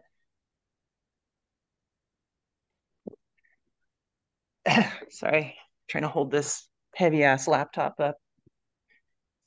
Yeah, I really love the Atari room in particular because the a couple guys in a shitty building in Santa Clara cracked the code where all these big corporations never really figured it out. Yeah, thank you for showing us your office, Jerry. You look like a really cool boss to work for.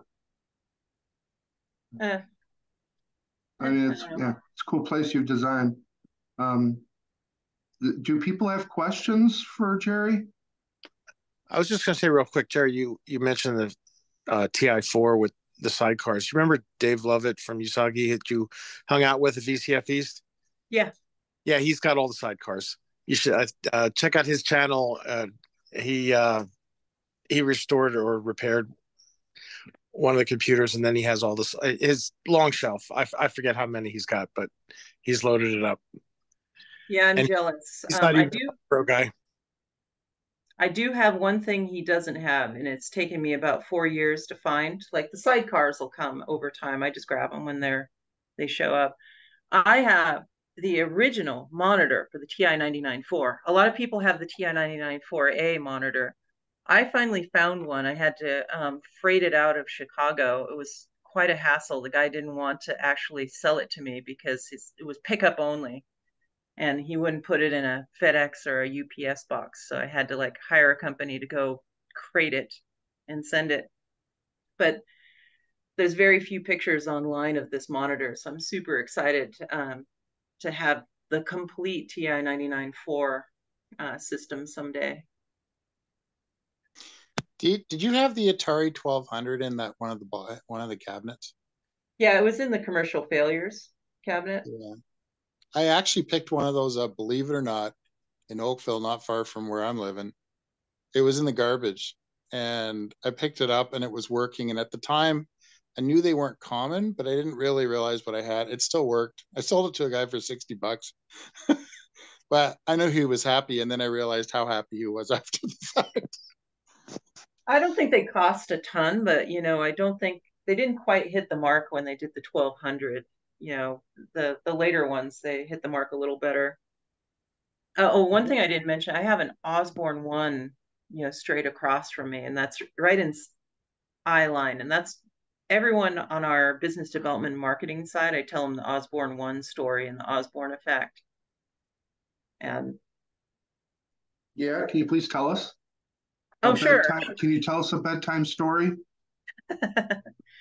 So the Osborne One was one of the early portable computers, luggable. It's about the size of a big oscilloscope in the 70s, and it was pretty advanced for the time. And the company made a fatal mistake. They introduced the Osborne One and then started talking about the Osborne Two to the press about how cool it's going to be when that one comes out. They ended up bankrupting themselves because everyone waited for the Osborne Two instead of buying the Osborne One. And so I see it all the time here in Silicon Valley. I even work with startups that have made the Osborne effect mistake. And so I just don't let anyone in our company talk about any of the features on any future generation product, because our current product's amazing. You should buy it. You should buy 20 of them. So that's your call to action. Buy 20 Tilt 5s. Yeah, okay. Silicon Valley is like a great place where you can see every mistake you shouldn't do repeated time and time and time again. There's probably a good sort of human factor learning lesson in that too, in its own right, isn't there? I mean, because it's the same thing with a lot of startups to becoming sort of mature companies. You see the same progression. Like after being in the business for 30 some odd years, I can see the sort of progressions now that typically happen because people are people, and there's certain people that come in and certain personalities will tilt things in certain directions, and then you get culture shifts as you get size increases, and it's like, okay, so do I want to work at a company through that phase again? Or and that's the only strange part that's come from experience, which is that weird thing. And then you find yourself in the old person's category, which is another strange reality that some of us are starting to face now, I think, and it's kind of odd in its own right. Yeah, but I'm sure some of the more junior folks around the office get tired of me just sitting here talking, Osborne effect again. But I was the same way when I was a kid. Like I talked about the ham radio operators. Yeah, they were great mentors, but I was such a little shithead that I didn't even think about like the gift that they were giving me. So I didn't like thank them enough. And they're all gone now. I really wish I could go back in time and say like, I should have listened to you more when you told me, these long-winded stories. Because well, and the youth and arrogance too, right? Like we just we feel like we know enough that we can, and we don't understand. It's like musicians. There's a maturity that comes just with time that you can't change. It just time is going to be your friend for all gaining those experiences and to catch those nuances. So yeah. I'm glad you brought up culture. That's one of the things that I've experienced a lot here in Silicon Valley, going through lots and lots of small, medium size and big companies. And it helped me understand where I wanted to spend most of my career. Even if it's a big company, I want to be, I think back to some of the stories Bill talks about. Like, I think, Bill, you were saying that you started working at Commodore and there were like hundreds of like bunch of dead wood, dead weight there. And there was like a dozen of you that pretty much did everything for the company in engineering. And I've experienced that myself. Yeah. Yep. We started with a dozen and grew to like 50, 60, and it was still the same dozen. So as soon as Jack Tramiel left, the sheep started multiplying. There was no wolf.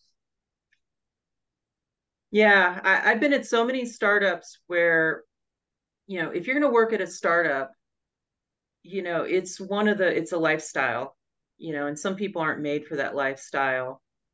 It's, you have to buy into like you're doing something special. And if you're at a startup that you don't really feel like you're doing anything special, you should move on to a startup where you do feel like you're doing something special. And as a founder of a startup, you kind of have to get rid of the people that don't get it. You know, it's hard sometimes, you know, to say goodbye to people. But, you know, if they're really not passionate about what you're doing, you know, at midnight and the prototype is due the next day, they're not going to be there for you, unfortunately. But the folks that really get it, really thrive on it, like a lot of people with hero complexes like myself, will be there until 4 a.m. just to make sure it gets done so the big presentation can happen or whatever. And we walk around the office, there's still, I saw there was like 3 or 4 offices, people are here, and it's, you know, it's starting to get up there in the evening. So Jerry, with all this retro stuff, the Atari 2600 Plus today being released, you know, all these things, how long can they milk this thing? Like, to what end? You I've know, seen do this we in, just, I'm just being devil's advocate here because I buy into it because it's nostalgic, but how much more nostalgia can you nostalgize nostalgia? I have 2 stories on this. So the toy guys understand human um, cycles that you go through your life, and it's kind of interesting. So the toy guys, introducing a toy to kids is tricky, right? To come up with a franchise that's going to be kind of an evergreen thing. So they try, but they don't have a lot of success. There's challenges against you. So you make a toy, it's got a double buy-in problem. You got to get the parents to buy it for the kids, and you have to get the kids excited enough to nag the parents to buy it. So that's the challenge when you're young, you know, getting in front of their eyes and getting them excited enough to, you know, convince their parents to spend the money. And every once in a while you get Barbie and Hot Wheels and stuff that's just kind of evergreen and just stay around forever. And that's great. Then there's the second phase that they focus on, and that's where the DTV came in. So, you know, you're a kid, then you grow up, you go to college, you get really busy and distracted. You're getting your early life going and your career going. It's not a good time to sell kids thing or young adults things. But once you hit your like 30s in there, a lot of people have settled down. They now have kids that are probably old enough that they want to introduce to the toys that they had when they were kids. And that's a really easy sell. So they love revisiting things like the Commodore. And it was like this perfect timing to capture the 30 to 40-year-old somethings to get them to buy these. And then there's the kind of like the later phases. Kids are all gone, you know, people are retired and they're feeling nostalgic. And then when we were doing the DTV, one of the biggest sellers with the toy company was jukeboxes that looked like the old jukeboxes. They were just selling gobs of them, and die-cast Corvettes and things that were popular for like the 60-year-old crowd back then. And so those are kind of like the 3 phases they focus on, because there's, in particular, the last 2, it's easy to sell to them on the nostalgia side. Now, the second story, I've been thinking about this a lot because I've been collecting pinball machines for 30 years now. And I've seen like this interesting wave, and it's going to be a little morbid, but when I started hanging out with pinball collectors, you know, I was a little bit younger and I was, you know, into the 80s and 90s games. And then there was like this group that were into the electromechanical machines from, you know, 60s and 50s. And the market was really good to buy these machines. The prices were really high on these machines. And now they're passing away, and there's less demand for these old EM machines. So I look at my pinball collection. I have like 80 machines, and right now pinball prices are like astronomical. If I was smart, I would sell them all off right now because it's probably the perfect time. You know, 30 years from now, we're all going to be starting to kick the bucket, and like the youngins aren't going to give a crap about Addams Family from the 90s as much as I do because I was going to the pizza parlor and playing it, once a week. Oh, that was rambly. Sorry. No, but you're totally right there though. But I will tell you something, Jerry. We had I was working at D2L, Desire to Learn, and we had a game room and I was kind of in charge of it. So, arcade games, because the IT boss there had his own collection. And then one of the old execs gave us his Star Wars Data East machine, the 84 one or whatever. That thing was in shit shape, and I got it back up and running. But you know what? At break time, nobody wanted to play video games. Nobody, like, the two most popular things in the break room were puzzles and the Star Wars pinball machine, because it was tactile, it was different, and that's where I see the longevity can come out of the pinball machines going forward. But I agree with you. It's definitely generational, depending on the technologies. I mean, the new ones are stupid expensive, like over 10 grand. It's like, holy crap. But yeah, it's the same thing. Synthesizers are the same thing. Like, it's the same issue there, where you have generational ones. Now the new ones are basically reproducing the old ones. So from a business standpoint, it's better to have a new one that's cheap instead of an old one that needs constant repair and is way overpriced. I want a pinball machine too. I can't afford one. There's just no way. They're dumb. That's stupid expensive right now. I haven't bought one in a couple of years because they've gotten so expensive. But yeah, it's interesting. I mean, I'm amazed. You go to Vintage Computer Festival West. Like, I lived the 90s heyday of clone crappy PCs and Packard Bells and things like that. At our stores, we had, e-recycle bins that we were throwing like Sound Blaster cards into, just like by the pile. Voodoo 1 cards, like, no one's going to want this crap. We're just like, oh, a Pentium 90, get this shit out of here. And we're just like, can't get rid of all this junk. And now, I'm looking at these younger kids that are getting nostalgic about what they grew up on, and they're like restoring their Packard Bell. I'm like, well, it's kind of ridiculous, but I totally get it. What year was the TPUG storage locker cleared out? I hear this story. Was anybody here around for that? That was only what? Was that 6 years ago or something now? I wasn't really around for that, but I hear the story about dozens of pets and 64s being thrown in a dumpster because TPUG couldn't give them away. Is that story true? I don't remember that. I have a similar story. So in the 90s, my father had this kind of amateur farm. So he had barns and stuff there, and I could get stuff and just store it at my dad's place. And I would go to the thrift stores and I'd see like a Commodore 64 sitting there with, a label keyboard, $2. And I'm like, oh my goodness, like, this is going to go into the landfill. It's been sitting here for weeks. So I get the $2 Commodore and I put it in the barn, and Ataris and all kinds of stuff. And I just had mountains of this stuff before it was popular to collect 8-bit stuff.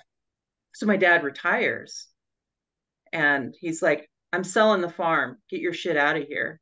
And I'm like, oh no, what do I do with all this stuff? It's like 1994 or something. I went out there with my pickup truck, loaded it clear up to the edge. It was just a mountain of Commodores and VIC-20s and Ataris. And I found a ham radio swap meet and went there with a sign that said, no unreasonable offer will be denied. And I was just like getting rid of these things for like $1. If someone's like, I'd like one, but I don't want to pay anything for it, just managed to get rid of all of this stuff. Now, if I was smart and knew what was going to happen, I should have pulled all the SID chips out, every chip that was socketed at least, and stuck them in a shoebox and stuck them on eBay. If you went looking for an original SID, many multiples what I paid for these little $2, Commodores. But, the fact that stuff gets thrown away is the makes it more rare and more valuable for folks that care as long as they're alive. There's going to be a day when no one's going to care too much about, you know, old Commodores, except for like some young kid that, you know, gets obsessed. Like we see it, like Usagi, like he's obsessed with weird mainframes. Like he's too young to have, you know, been involved with that back in the day. But, you know, there will always be a handful of people that like that stuff, but not like what the toy guys have like got down to like a perfect science of like miniature jukeboxes. It's not the full size jukebox, but they sold tens of millions of dollars of these cheap plastic things just to give, you know, someone that was 50 or 60 at the time that little dopamine hit to take them back to when they were a kid in the 50s. Speaking of old things, do you still have your Nova? I don't have my Nova. I ended up getting rid of that because I was just moving all over the place and I couldn't just keep towing all these vehicles around. I also got rid of my 406 long block, my race engine, which made me sad. Thing made so much power. I dragged that thing around for like 20 years, and I'm like, what am I going to do with a race engine? Like, can't. The thing barely idles at 2,000 RPM. I can't put it in a street car. You put it on display in your office. I mean, part of the reason I dragged this old race motor around is race fuel has a very unique smell to it. Mm-hmm. And one day I was walking by it and I got kind of the smell of that race fuel. So I undid the 4 bolts off the valve cover and I lifted off and I was like, oh my goodness. So I just left the bolts off one of the valve covers so I could just open it up every once in a while. My heart would start pounding and like, oh, maybe I should get back into racing. And then I kind of shake it off. I'm like, no, I'm not going to get back into racing. And Jerry, do you know what that feeling, you know where that comes from? That's your hippocampus. There's a part of your hippocampus that's auditory and it stores these events in your childhood. And that's what happened. You had your hippocampus triggered. Love it. I love it. I mean, every day I walk in the office, I look at this stuff and it makes me feel warm and fuzzy. So I know it's getting late. I don't mean to pry, but I'm going to have to circle back on this question, if I may, which is, do we have any hope for a return? Comeback kid? I'm always doing retro stuff. The challenge I have, I used to do a lot of YouTube videos, but it's just so time consuming. I probably have hard drives full of hours of stuff I could edit together. We held an event at the office here for all the old timer chip designers. It was called Analog Aficionados. And so we catered food and we brought in like 60 or 70 of the old timers, talk about the good old days of chip design. And I brought our videographer in to just do oral histories. And so I have hours of oral history. I just wanted to capture it before they're all gone. That's all sitting on a hard drive too. I need to edit and get online. But yeah, I don't know. Someday I need to have a runaway success that makes enough money I can retire someday.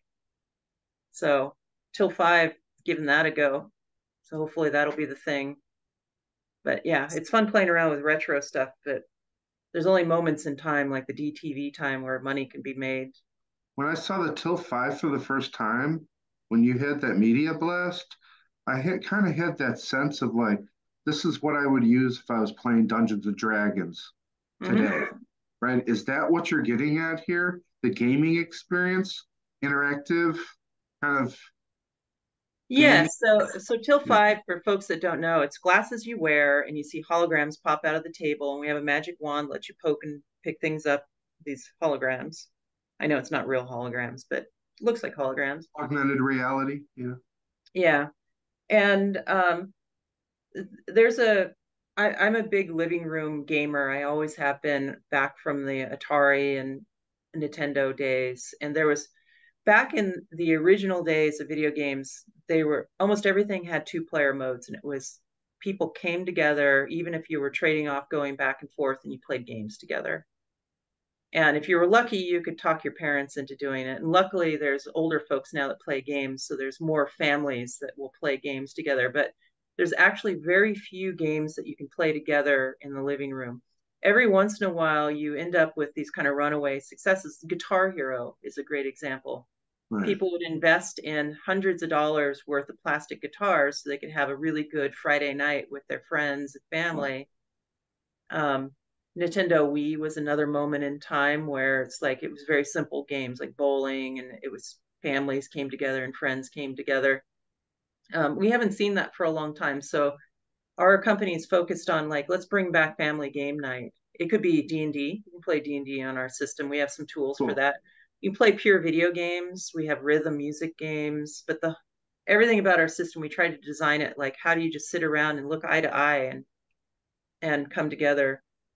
There's this, we talk about this a lot at work, is our single screen experiences are like sucking us away from everybody. Like, I think we can all relate to it. We sit in the living room looking at our iPads and cell phones and not interacting. So you're together but alone. And that's not particularly healthy. And there's a lot of studies that show that it's not particularly healthy to just be sitting there, not interacting. So part of our goal is to get people interacting with each other. There's some really cool things outside of like pure gaming that people are using our system for. So University of Texas and Texas Children's Hospital and a company called Time created this whole kind of gaming experience for kids that have cancer, where they actually sit together in a communal environment and fight cancer cells with our system. Huge. And there's studies out there that show that kids that play games or people that play games that actually are fighting or teaching them about the diseases they might have actually get better. That's really cool to see that. There's tons of companies now starting to use our system in schools. So that's like one of our biggest sales. We track, where these sales going to, and just big bulk orders of these are going to universities and schools, and developers are starting to make, educational content that's more engaging for students because it's fresh and new and interactive and group experiences. And it just goes on and on. There's a lot of non-gaming experiences that are just emerging out of the fact that we focused on trying to make this very social in the living room. There's a big aerospace company that's designing their factory of the future using our system. It's a very interesting use case. It doesn't make us any money, but I found it interesting. So they described it as the leadership in the company. These are all MBAs. They know spreadsheets and dollars and P&Ls. They don't know manufacturing. And so as they're designing the factory, they're like, we need a robot here to pick up heavy crates, to move them fast or whatever. I'm just inventing something. But, when they try to lobby to design the factory in such a way, the MBAs are like, yeah, but a robot costs $20 million. Like, can't you just hire some workers to do that? And so they're actually making these simulations to show the heat maps of how these aerospace things are going to be manufactured and why it's so important to have a robot there to give them a tactile visual understanding of why that invented number $20 million needs to be spent. And if they don't, it's going to look like this. Is it ATI that's doing the virtual AI sort of design? It's one of those guys, isn't it? One of the video card manufacturers that they've gone into the same concept recently, where they're selling they can design an entire manufacturing floor with everything in it, program all the robots as if they were doing the work, prove it all out, work out the quirks, and then literally say, okay, go do that. And then the robots get the program from the simulation into the real robot. I mean, I could totally see the use of T5 for that alone, because, usually the guys are looking at a dumb screen Whereas yours, you can literally walk around and look at it from different positions. Yeah, So yeah. I could see where that could be a really cool partnership in that respect of integrating with that system. Kind of be kind of cool. Yeah, I kind of look at the space that we're in right now is probably like 1983 home computers. We're at that kind of level of evolution. A lot of people are buying these systems. You know, they're buying into the dream of what it could be. A lot of them are just going onto the shelf or in the closet. That's just emerging technology. That's what happens with it. But there's a handful of people that get it, and they're going to be the ones that are going to be the next Apples, the next, you know, WordPerfect, whatever that comes out. They're going to figure out the killer use cases, and probably in 5 to 10 years, you know, we're going to see this emergence of these type of devices being indispensable, you know, in certain verticals, and then pretty soon it'll just become ubiquitous, like, you know, all of us using computers these days. I remember we got our Commodore 64. You know, my father gave it a go, right? He was going to try to be computer literate, and that lasted, you know, a week. And then I got obsessed with it, and it led to all these great things in my career.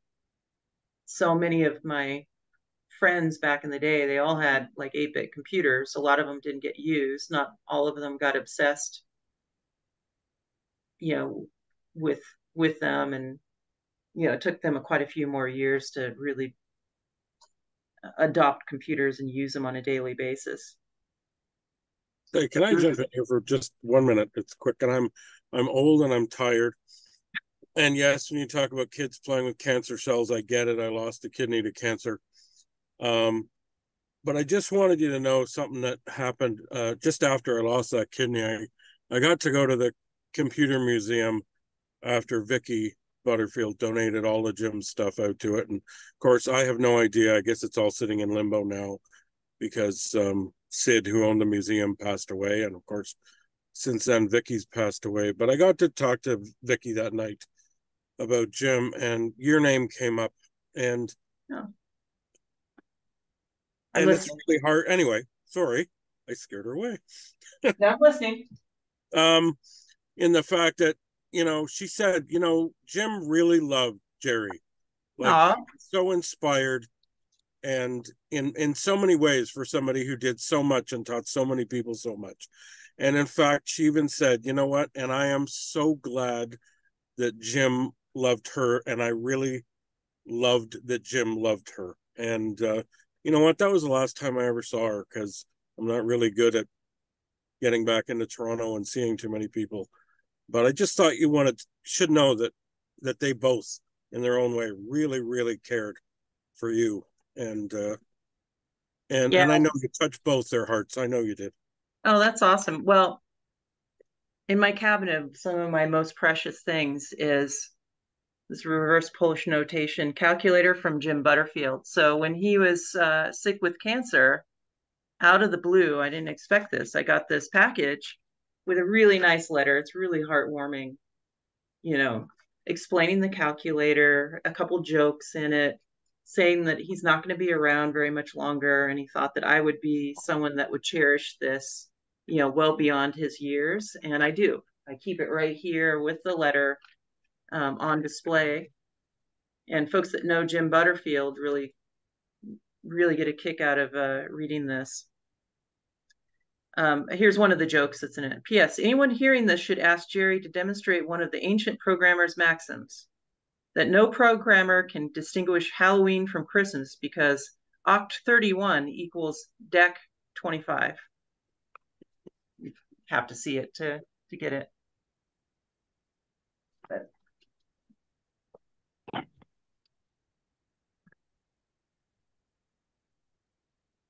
and you know, Robin and Adrian and the folks that worked on the DT, we put a tribute into Jim Butterfield. I think all of us, you know, well before we met Jim, you know, learned from his books, you know, and for those of you that were fortunate enough to be close enough, got to learn from him, you know, personally, which is awesome.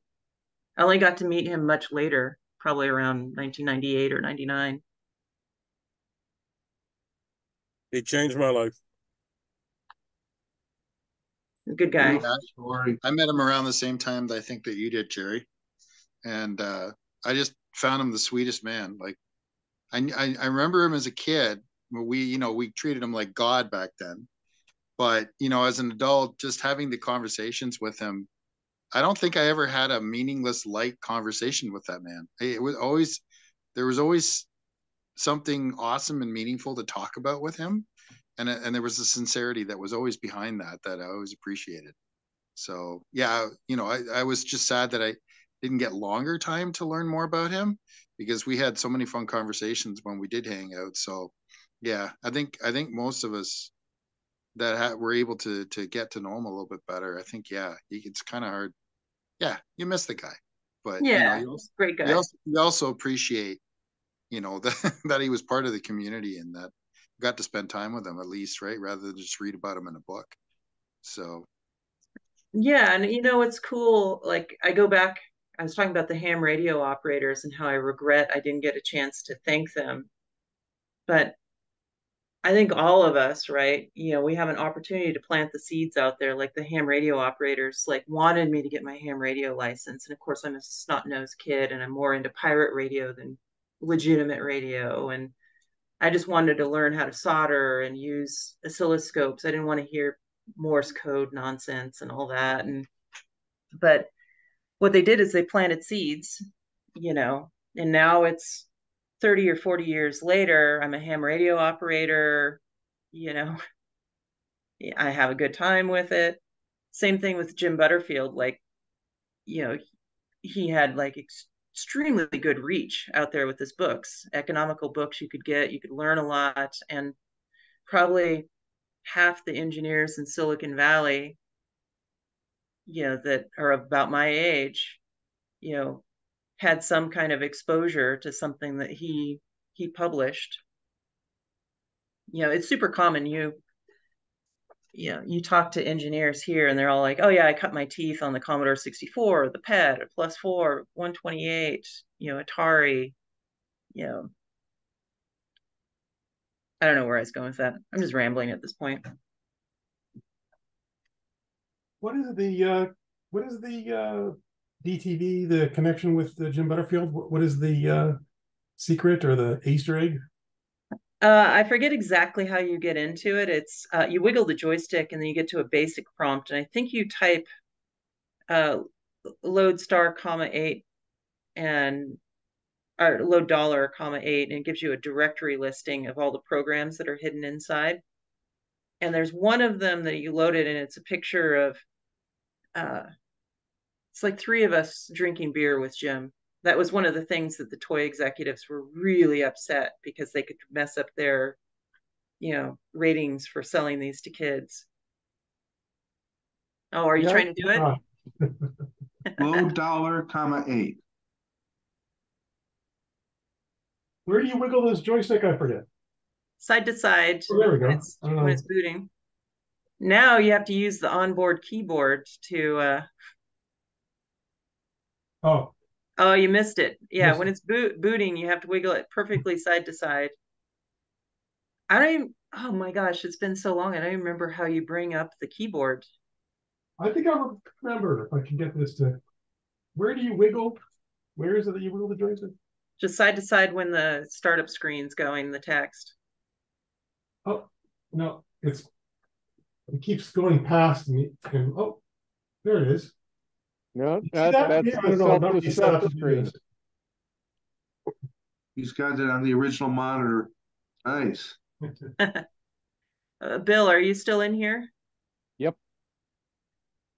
Do you find it difficult to remember details from back in the day?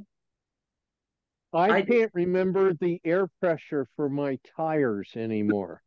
I think it's 42 or something like that. Oh, geez, don't blow your tires. Oh, 32, Bill. More than 10 is good. Does anybody recall you pull up the keyboard?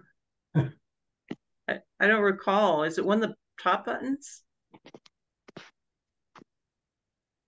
I remember doing it. I don't remember how I don't either. You know, there Google was there was a time, like, you know, when the DTV came out and it was like super hot and it was still fresh in my mind. People would come up like, you know, and we put all the registers and register descriptions in a text document you could access from that menu. And people would be like, yeah, I was looking through the registers and there's a register like, you know, bit 6 in whatever register that says test. What does that do? And I could be like, oh yeah, that just, you know, it's not going to be terribly useful for you. It's going to turn this or that on and da da da da. But that still happens today. Occasionally I go to events and someone's like, I've been obsessing on something about the DTV. What's this, you know, cryptic thing that you put in the right in the text document? I'm like, I have no clue. Like, it's like when they ask William Shatner what was the code to his safe on episode 121 of Star Trek or so. Yeah. So Jim had Jim Butterfield in the CES or Vegas CES 84 booth. So he did have a beer with our whole crew as well. Was Jim a kind of celebrity back then? If there was such a thing in early days of home computers? Enough that we had him in the booth, but we also had a magician and a mime that year, so it was a weird year. Did you figure out how to get that keyboard up? A quick Google said hold down the left button, but that doesn't appear to be working. Oh dear. Did somebody else want to do a Google for me? Ask ChatGPT. Yeah. There you go. The bane of our existence. I remember we were debating how many Easter eggs to put into it. And I'm like, I'm putting the connection so we can hook a keyboard up to this. I don't care what you guys say. And the initial concept, as I recall, we were just going to, you wiggle it the right way and it would just kind of come up to a screen and just let you select one of the programs and run it. And one of the guys just got really excited over a weekend and built the whole interface so you could use the joystick to actually enter programs. And I'm so glad that they did. That was a really cool feature. It's kind of rare that, you know, working in all these startups down here, it's kind of rare to actually get Easter eggs into things. I just remember times trying to sneak Easter eggs in and getting caught and having to take them out. Like I did this really high-end video compression chip that was used in the TiVo, and it had like a big register space. And, you know, when the reset line got pulled, we were just resetting all the registers in this big bank to 0. And it really didn't matter what we reset them to. And so I put a bunch of ASCII text in a straight line through. Like when you're working on chips, it's a pretty thankless job. Like you build the chip and then it goes inside a box and then typically people don't know anything about it. And so I would always try to slip something in there. And so anyway, I got it all in there and I had some ASCII text in all these registers. And then it went off for verification and it came back, oh, during the reset condition, we're seeing some bits that are not set to 0. You need to fix that and set it to 0. I'm like, oh, it doesn't matter. Can we just leave those? Can we leave those? And I like lobbied and management's like, just set them to 0. I'm like, no, just let me leave them. Let me leave them. And finally I had to cave and set them all to 0 because I couldn't like reveal why I was trying to put that in there. I'm not sure if that worked properly. It kind of exploded on me. Oh, maybe it's broken. Maybe it's one of those bond wires I was talking about. Maybe you don't have the left button bond wire. So what was that secret message you're trying to sneak in there? A recipe, beer? I don't remember. The only Easter egg that I remember from when I was a kid on EasyScript 64, they had green sleeves. If you hit a certain key combination, it would play green sleeves. Tell me anybody who remembers how to get there nowadays. I haven't been able to find it, not even on the internet. But I there think there is an Hey, Easter egg. you should have Robin disassemble the code and find it. That'd be a good episode for him. Well, I asked Robin too, and he couldn't remember either. But yeah, I guess that would have to be the thing. Yeah, he needs to make an episode of that. That would be fun. Yeah, because that was a thing that we sat there and went, why did they waste the memory on that? Right. You know, I think it's really unfair for management to take Easter eggs away from engineers, because you work on this stuff. You're just a small cog in a big wheel or a big machine, and putting your fingerprint on something that will continue into the future is just special. Like our device, we have tons of Easter eggs. Like, people joke about our magic wand looking like a barbecue lighter, and that's not a mistake. That's our industrial design. It's very easy for people to use. But we have a barbecue in there, and there's a reference to fire starter, and in the headset there's a ton of Easter eggs, and our firmware there's a ton of Easter eggs, and who knows, 1,000 years from now someone might dig one of these things up and figure out how to access it, and at least make them scratch their head. But the Easter eggs were also protection from things being copied. I hear Atari was really good. I remember the story about the music in that word processor. You just see, and I think Jim wrote about it. Get into court, and then they're like, oh no, we didn't copy it. And they said, and what about the music? And then they hit the thing, and there it is. Like, oh, we're scared. I thought people put those in for their own enjoyment, but also if somebody did just rip it off, you could say, aha, gotcha. It's interesting to hear that Jerry talk now, 20 years later, removed from when it was going on, because in those early 2000s years, of course, everybody on the call here was 20 years younger, and I think as Jerry, as you noted, this was kind of your first foray into doing this kind of mass game design or whatever. And I remember times when you would either it'd be at a show, or it would be I can't remember. Seemed like there were a lot of times when we were like physically face to face, and you were relating things not only to me but to other people. And so you mentioned Easter eggs. I remember that at one show you were so excited because you had put these Easter eggs into I figured out a way to put this keyboard in, and I figured out a way to get the IC port in. I've got enough, if I hold off, I got enough pins, I can do this and whatnot. And so then, of course, we all ran with that. We were like, oh, this is so cool. And then you go to the forums and you'd post about it and whatever. And then the next show that would come along, you'd come up to me and you say, hey, can you cool it on telling everybody about this Easter egg? Because I'm getting so much heat from, somebody, right? Because, because it had got all the way back around. Of course, now, it would be like, okay, this is on the down low. This is on the QT. We're going to do this and we're going to do that or whatnot. But I just think it's hilarious because to me, looking at it from an outsider, you would come, and I remember it was just days away from weeks away from finalizing the design. And you had the last part was you had to rewrite a whole bunch of VHDL into Verilog so that it would run through through the ASIC generator or whatever. And so you were lying to the people that needed the stuff because you were trying to add in the DMA mode, and you had it almost working. And you were like, well, I told him I'm still converting the VHDL to Verilog, which you were.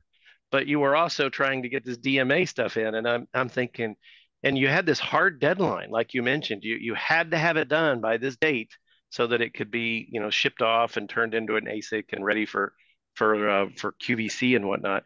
And I was thinking, I had so many people helping me during those days, very generous folks. So that chip was done with Atmel here in Santa Clara. I was living up in Portland area and flying down here a bunch to get it done. And I had to come clean to them partway through the process, to their engineers. Like, I've never done an ASIC before. You're going to have to kind of help me do this. And they were very generous with their time and helped me through it. And but I also kind of got them in on the joke a little bit too. Like, I'm trying to add more stuff to this. It's going to be a really special product. And I convinced this one guy to keep running synthesis on the chip. And so you have so many gates you can work with inside this this metallized gate array. And I really wanted to add a couple bits here and there to do things. Like, if I could just add one bit, I could like have it trigger this whole different video mode. So I'd have these poor engineers just resynthesize, like, does it fit yet? And they're like, nope, you're still like 8 gates over. Then I'd go and I'd try to crunch something down, can you run it for me one more time? And these were all done on old Sun machines too. So it's not like I could VPN into them like you do these days.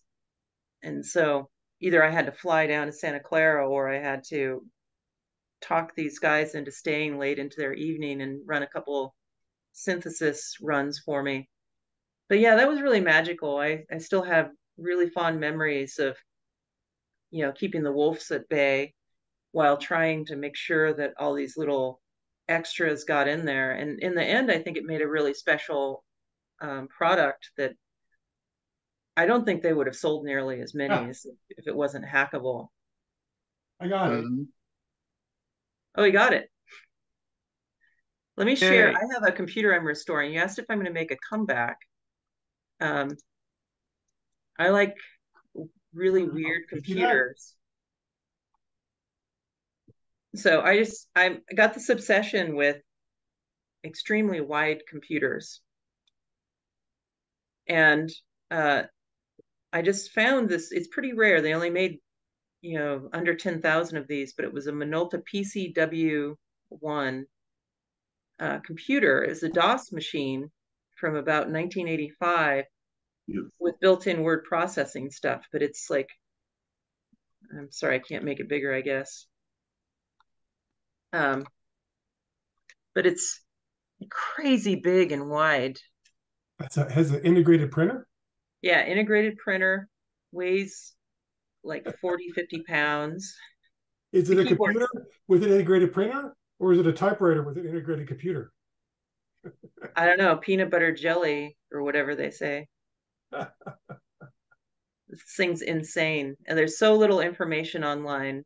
I've got it booting. Like, this thing was crazy. Like, the eBay seller wrapped it in tractor feed printer paper and shoved it in a box. So it came, the whole front end was shattered, and I glued it all back together, sanded it, kind of got it looking good again, fired it up. The power supply is no good in it. So I got an ITX little tiny power supply, put it inside, got the computer side of it fired up. And then I realized the printer has all kinds of problems. So it's got a stripped gear, and then the daisy wheel, it's a daisy wheel printer. So the software is not progressing because it's trying to spin the daisy wheel to make sure that it has a daisy wheel installed. So it just gets to this kind of endless loop of like, install a new daisy wheel and set the date and time. So there's a little luck. I'll have one of these going, which are just super rare. There's only like a video or two of these things out there. No one's really covered it at all. Yeah, I've never even seen that. Yeah, it's kind of like the Executel that I showed you. I didn't know about it for many years, and somehow I stumbled onto the Executel. So the I have to find, yeah, I know what you're talking about there. Yeah, I'm gonna have to find, there's a picture I gotta send you, Jerry, that there was a computer again that we have, like our own local in Kitchener. They have, oh wow, nice. Oh, that thing, yeah. It's another rare beast that was high end, that I never heard about, and this woman brought it here. She has it in her collection. She brought it to the Retro Computer Show here in Kitchener last year. I'll have to send you a picture of it. I've never seen that one before either. So like, that'll go along with your list of holy shit, I've never seen that before. Yeah, I've kind of moved past, I have all the Ataris and all the Commodores, and now I'm moving into like, holy shit, what's this thing? They like the Executel. When I saw this, I'm like, what the hell is this thing? There's fortunately a little bit more information about the Executel online than the Minolta, but they didn't make very many of these. This one's really cool because this one was for the executive and secretary. So they have a secretarial unit that looks just like it, which is just a dumb terminal plus a composite video connection that comes from the executive unit that sits in the executive's office. And so the secretary can actually switch the video over to their terminal, update calendars and do stuff on it, and then switch it back to the executive. Plus the secretarial unit, it has like a full like control system for a phone PBX in it, so it can put people on call waiting and shuffle lines around. But this is when I saw this, I'm like, this is the DeLorean of computers. I must have this. I don't care that it's an immensely boring executive computer. Same thing with the strange Minolta machine. It's like immensely boring, like built-in word processor on. They can also run some DOS 2.1 software, but it's just such a weird form factor. Unfortunately, I just did a big display at an event. I have a bunch of toys. I've been obsessed with speaking toys. So I put together an entire display of speaking toys and weird educational toys. And so I been obsessed with this. Let me share again. I'm sorry if I'm boring you all. No. You've got the right audience. You're not boring anybody here. I don't think you could ever bore any of us. So good storyteller. So this is super rare. It's called a Digitor. It's a learning computer from 1974. It looks like a lunar lander. Whoa, look at that. And beautiful. This is another one of these things. It took me about 5 years to get one. But the reason I stumbled onto this is a slightly more popular, same company. I fell in love with the industrial design of the Multiputer from 1972 by Centurion, not the same Centurion that makes the Multiputer. Oh. You're gonna have to be careful, Jerry. You're gonna wind up like Jay Leno. You're gonna have Jerry Ellsworth's lab. Your own show. It's pretty crazy, the stuff I've got. So this is, oh wait, I think this is a picture someone must have taken on my bookshelf at the office. Unfortunately, this stuff's not here right now because I took like this, I put this really neat display of from 1972 to mid 90s learning devices that are all kind of weird, including the 1972 Multiputer, which is full of weird proprietary chips and a weird Fairchild processor, all the way to, Speak and Spells, Texas Instruments, like barcode reader that could read you stories, which, by the way, the barcode uses magnetic ink, which is weird, to super late stuff that TI tried, like a kid's toy for a very young audience, where it's a kind of egg-shaped clown that you pull slices of the clown off and it talks to you as you take the slices off. Do you have the early mechanical computers? I used to, unfortunately, a bunch of my old mechanical calculators, I wasn't thinking in the 90s and I got rid of them. I had some mechanical calculators, and I didn't mean calculators. I mean the computers, the things that were logic gates that you would flip them back and forth, and it would count things with computer, flip flops and stuff. Yeah, Evo Mad Scientist Labs They're kind of like Adafruit or one of these maker companies recreated that. I think it was called a Digicomp or something. But you can get a modern remake of that now. Was the big one, but there were others too. There was one that was there's a marble. You drop a marble down, and you've got gates, and the flip flop skates going down. And I've seen a couple others too, but I don't remember the details. It's called Think-A-Dot from Joseph Weisbecker. Yeah, I think I've seen those. I had a Think-A-Dot on my display in VCF Midwest. All the Joseph Weisbecker RCA computer stuff. Sorry.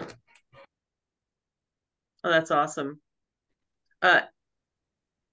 If you ever make it to hunting, something it was round fiber dials that you turned.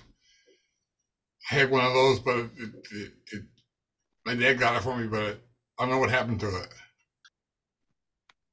If any of you ever make it out to Huntington, there's a really cool museum there. I highly recommend it. I think it's called the Museum of Communications. It's just on the outskirts of Huntington. If you're a radio nerd, it's really cool because it goes back to, spark gaps and stuff like that. But also they have a really interesting computer section and media collection, as well as toys as well. So they have all the stupidly dangerous toys, like, my first radiation kit from the 50s and things like that on display. It's definitely a dangerous place to go if you have addictions like me where you like to collect stuff. It's gotten me obsessed with trying to find a particular Bang & Olufsen record player, which are stupid expensive, and it's going to cost me a lot of money to get one, but I just can't stop thinking about it. Yeah, and then you'll have to repair it. Actually, I never buy anything working anymore. So if I go on eBay, I only search for things that are broken because it's no fun getting something that works. That's why I have this Minolta machine. It's a total basket case, and I'm loving every minute of it. Yeah. Well, I should. So before we let Jerry go, I just wanted to say thank you again, Jerry. It's been a pleasure. It's been an honor to talk to you. December 2nd, we have World of Commodore. And then January 11th, Bill Hurd. Everything you wanted to know about the Commodore 128, but were afraid to ask Bill Hurd. January 11th, and then February, David Bradley. Anything else you guys want to include, Ennio? One thing I should add is that the January meeting is out of sequence. It'll be the second Thursday and not the third, and will be online only. So, okay, Jerry, wonderful. if I could ask you a question, Jerry, real quick. So I've VCF East. Can I interest you in running the webcasters panel, or not webcasters? I'm sorry, a panel about women in this industry where you pick all the people you'd like to be on the panel. I'll do all the work of running them down and stuff for you. That sounds like a lot of fun. Can we include some of the early video game folks? It's up to you. That's what I'm offering. What's her name? You figure out the Becky, you mean? Team. Go ahead. Oh, yeah. Becky's cool. Yeah. I'm thinking about the woman that did Centipede. I really want to get some time with her. I know who you're talking about. I looked it up a while ago. Oh. Hey, Jerry, how about somebody like Lamore Freed? Or is that the wrong direction you're going, the timeline? No, we want to ask her for VCF East also. But if Jerry wants to have her in this, that would be cool. Yeah, we should get Donna Bailey that did Centipede.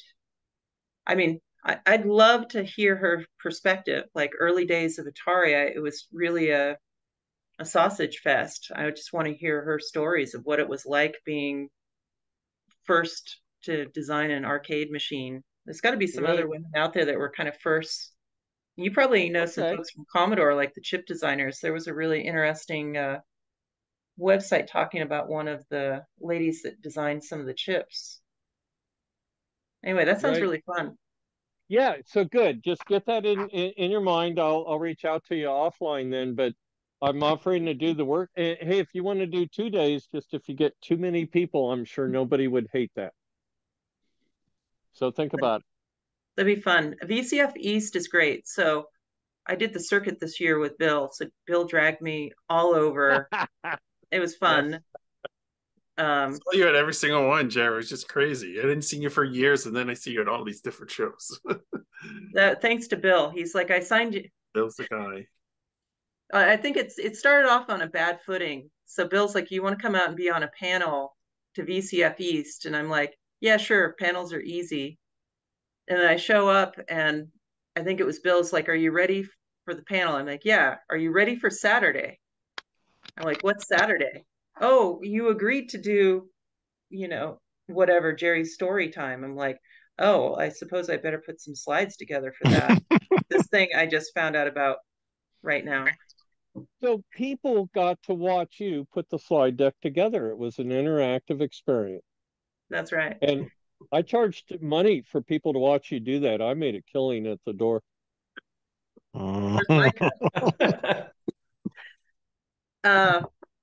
Yeah, so VCF East was fantastic. I hadn't been out to VCF East for probably 12 to 15 years. Right. And it was incredibly small the first time I went out there. And when Bill invited me out, I'm like, small thing, but Bill, I haven't seen Bill in ages. Yeah. And I get there and it's like absolutely massive for their space. Had a great time.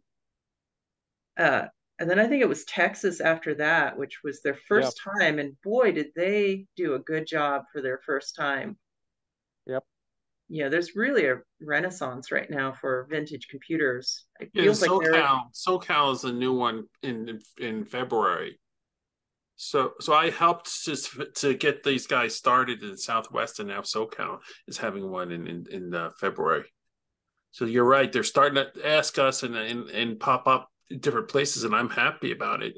I'm hoping to get more in different places so that people don't have to travel more than 5 hours. Yeah, Jerry, I was just say, Jerry, be aware you contributed to the attendance at East. Absolutely brought a lot of people out just hearing your name. Oh, thank you. I don't know why. It's the same old stories, but yeah, I have mixed feelings about having so many VCFs. Like I don't want to diss on VCF LA direction. I don't think I'm going to go. It's like I'm done a lot this year, and it's like it's probably going to be the same people that I saw up here at VCF West Coast, which I need to talk to the promoters of VCF West. Like that was embarrassing. Like going to Chicago, going to East, and going to Texas, and then we're in the heart of where a bunch of this stuff was invented, and having a kind of small show. Embarrassing. So Jerry, it's hard when you compare to Chicago, right? Yeah. Well, I felt like Chicago. Yeah. When I came back, I described it, and this is not knocking it. I loved this aspect of it. It was like a swap meet that accidentally a vintage computer festival happened in the corner. Yeah, that's their style. They like it like that. Yeah, that morning in Chicago, they had a line down the street out through the lobby that Saturday morning. And I yelled to everybody in line. I said, "What are you guys? Are you in line for a rock concert? What is this?" I mean, it was just massive. Jerry, Bill, are you there? Yep. I want to plant a seed. I envision, I'm going to take my Zanzibar ball out. I envision a project where Jerry and Bill work together on re-releasing the 128. No, we should do the LCD.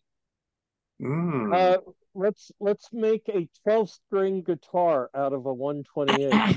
Bill, didn't Johan already do that? Yeah, it's been done. It really has. But So, Jerry, I was going to say, though, that I did sign you up for Los Angeles in February, so we'll see you there. Oh, okay. See, did I agree to that? I guess. No, I'm just telling you now. Okay. That's how this works. I guess I'm I going. get you on tape. Yeah, I got you on tape now. Okay, cool. That's how it works with Bill. Is Bill's figured out how to work me, and you know, even for tonight, I barely made it here on time. If it's not on my calendar, I don't show up to it because I'm just scrambling, going all over the place doing stuff. But Bill starts off 6 months in advance, plants a seed, and of course I'm like, yeah, 6 months. I can't even think about it, but it sounds okay. And then 2 weeks or 3 weeks before, he starts the nagging. He's like, you said, and they're like, oh crap, I guess I better get the plane tickets and show up. And then people like Jeff are like, you said you'd get her. And I'm like, yeah, she will or she won't. I don't mind at all. That's just my life these days. I had faith in you, Jerry. I had faith you would show up, okay? I want to thank you so much for showing up. I don't know why I never saw your calendar invites come through.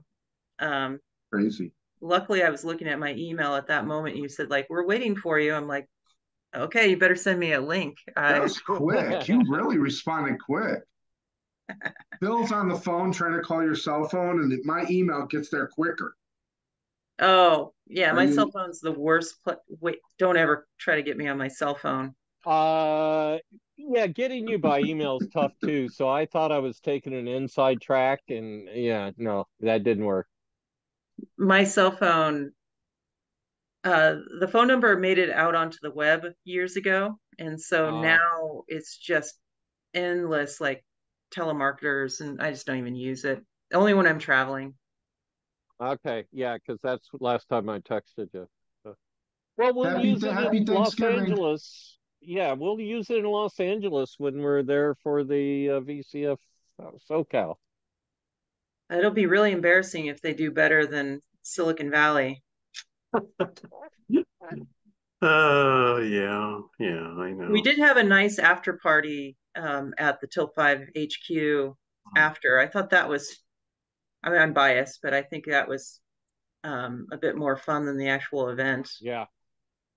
Yeah, if I do a quick plug, I'll tell you, we had a blast at VCFs this year everywhere, and if now's the time to start showing up these things.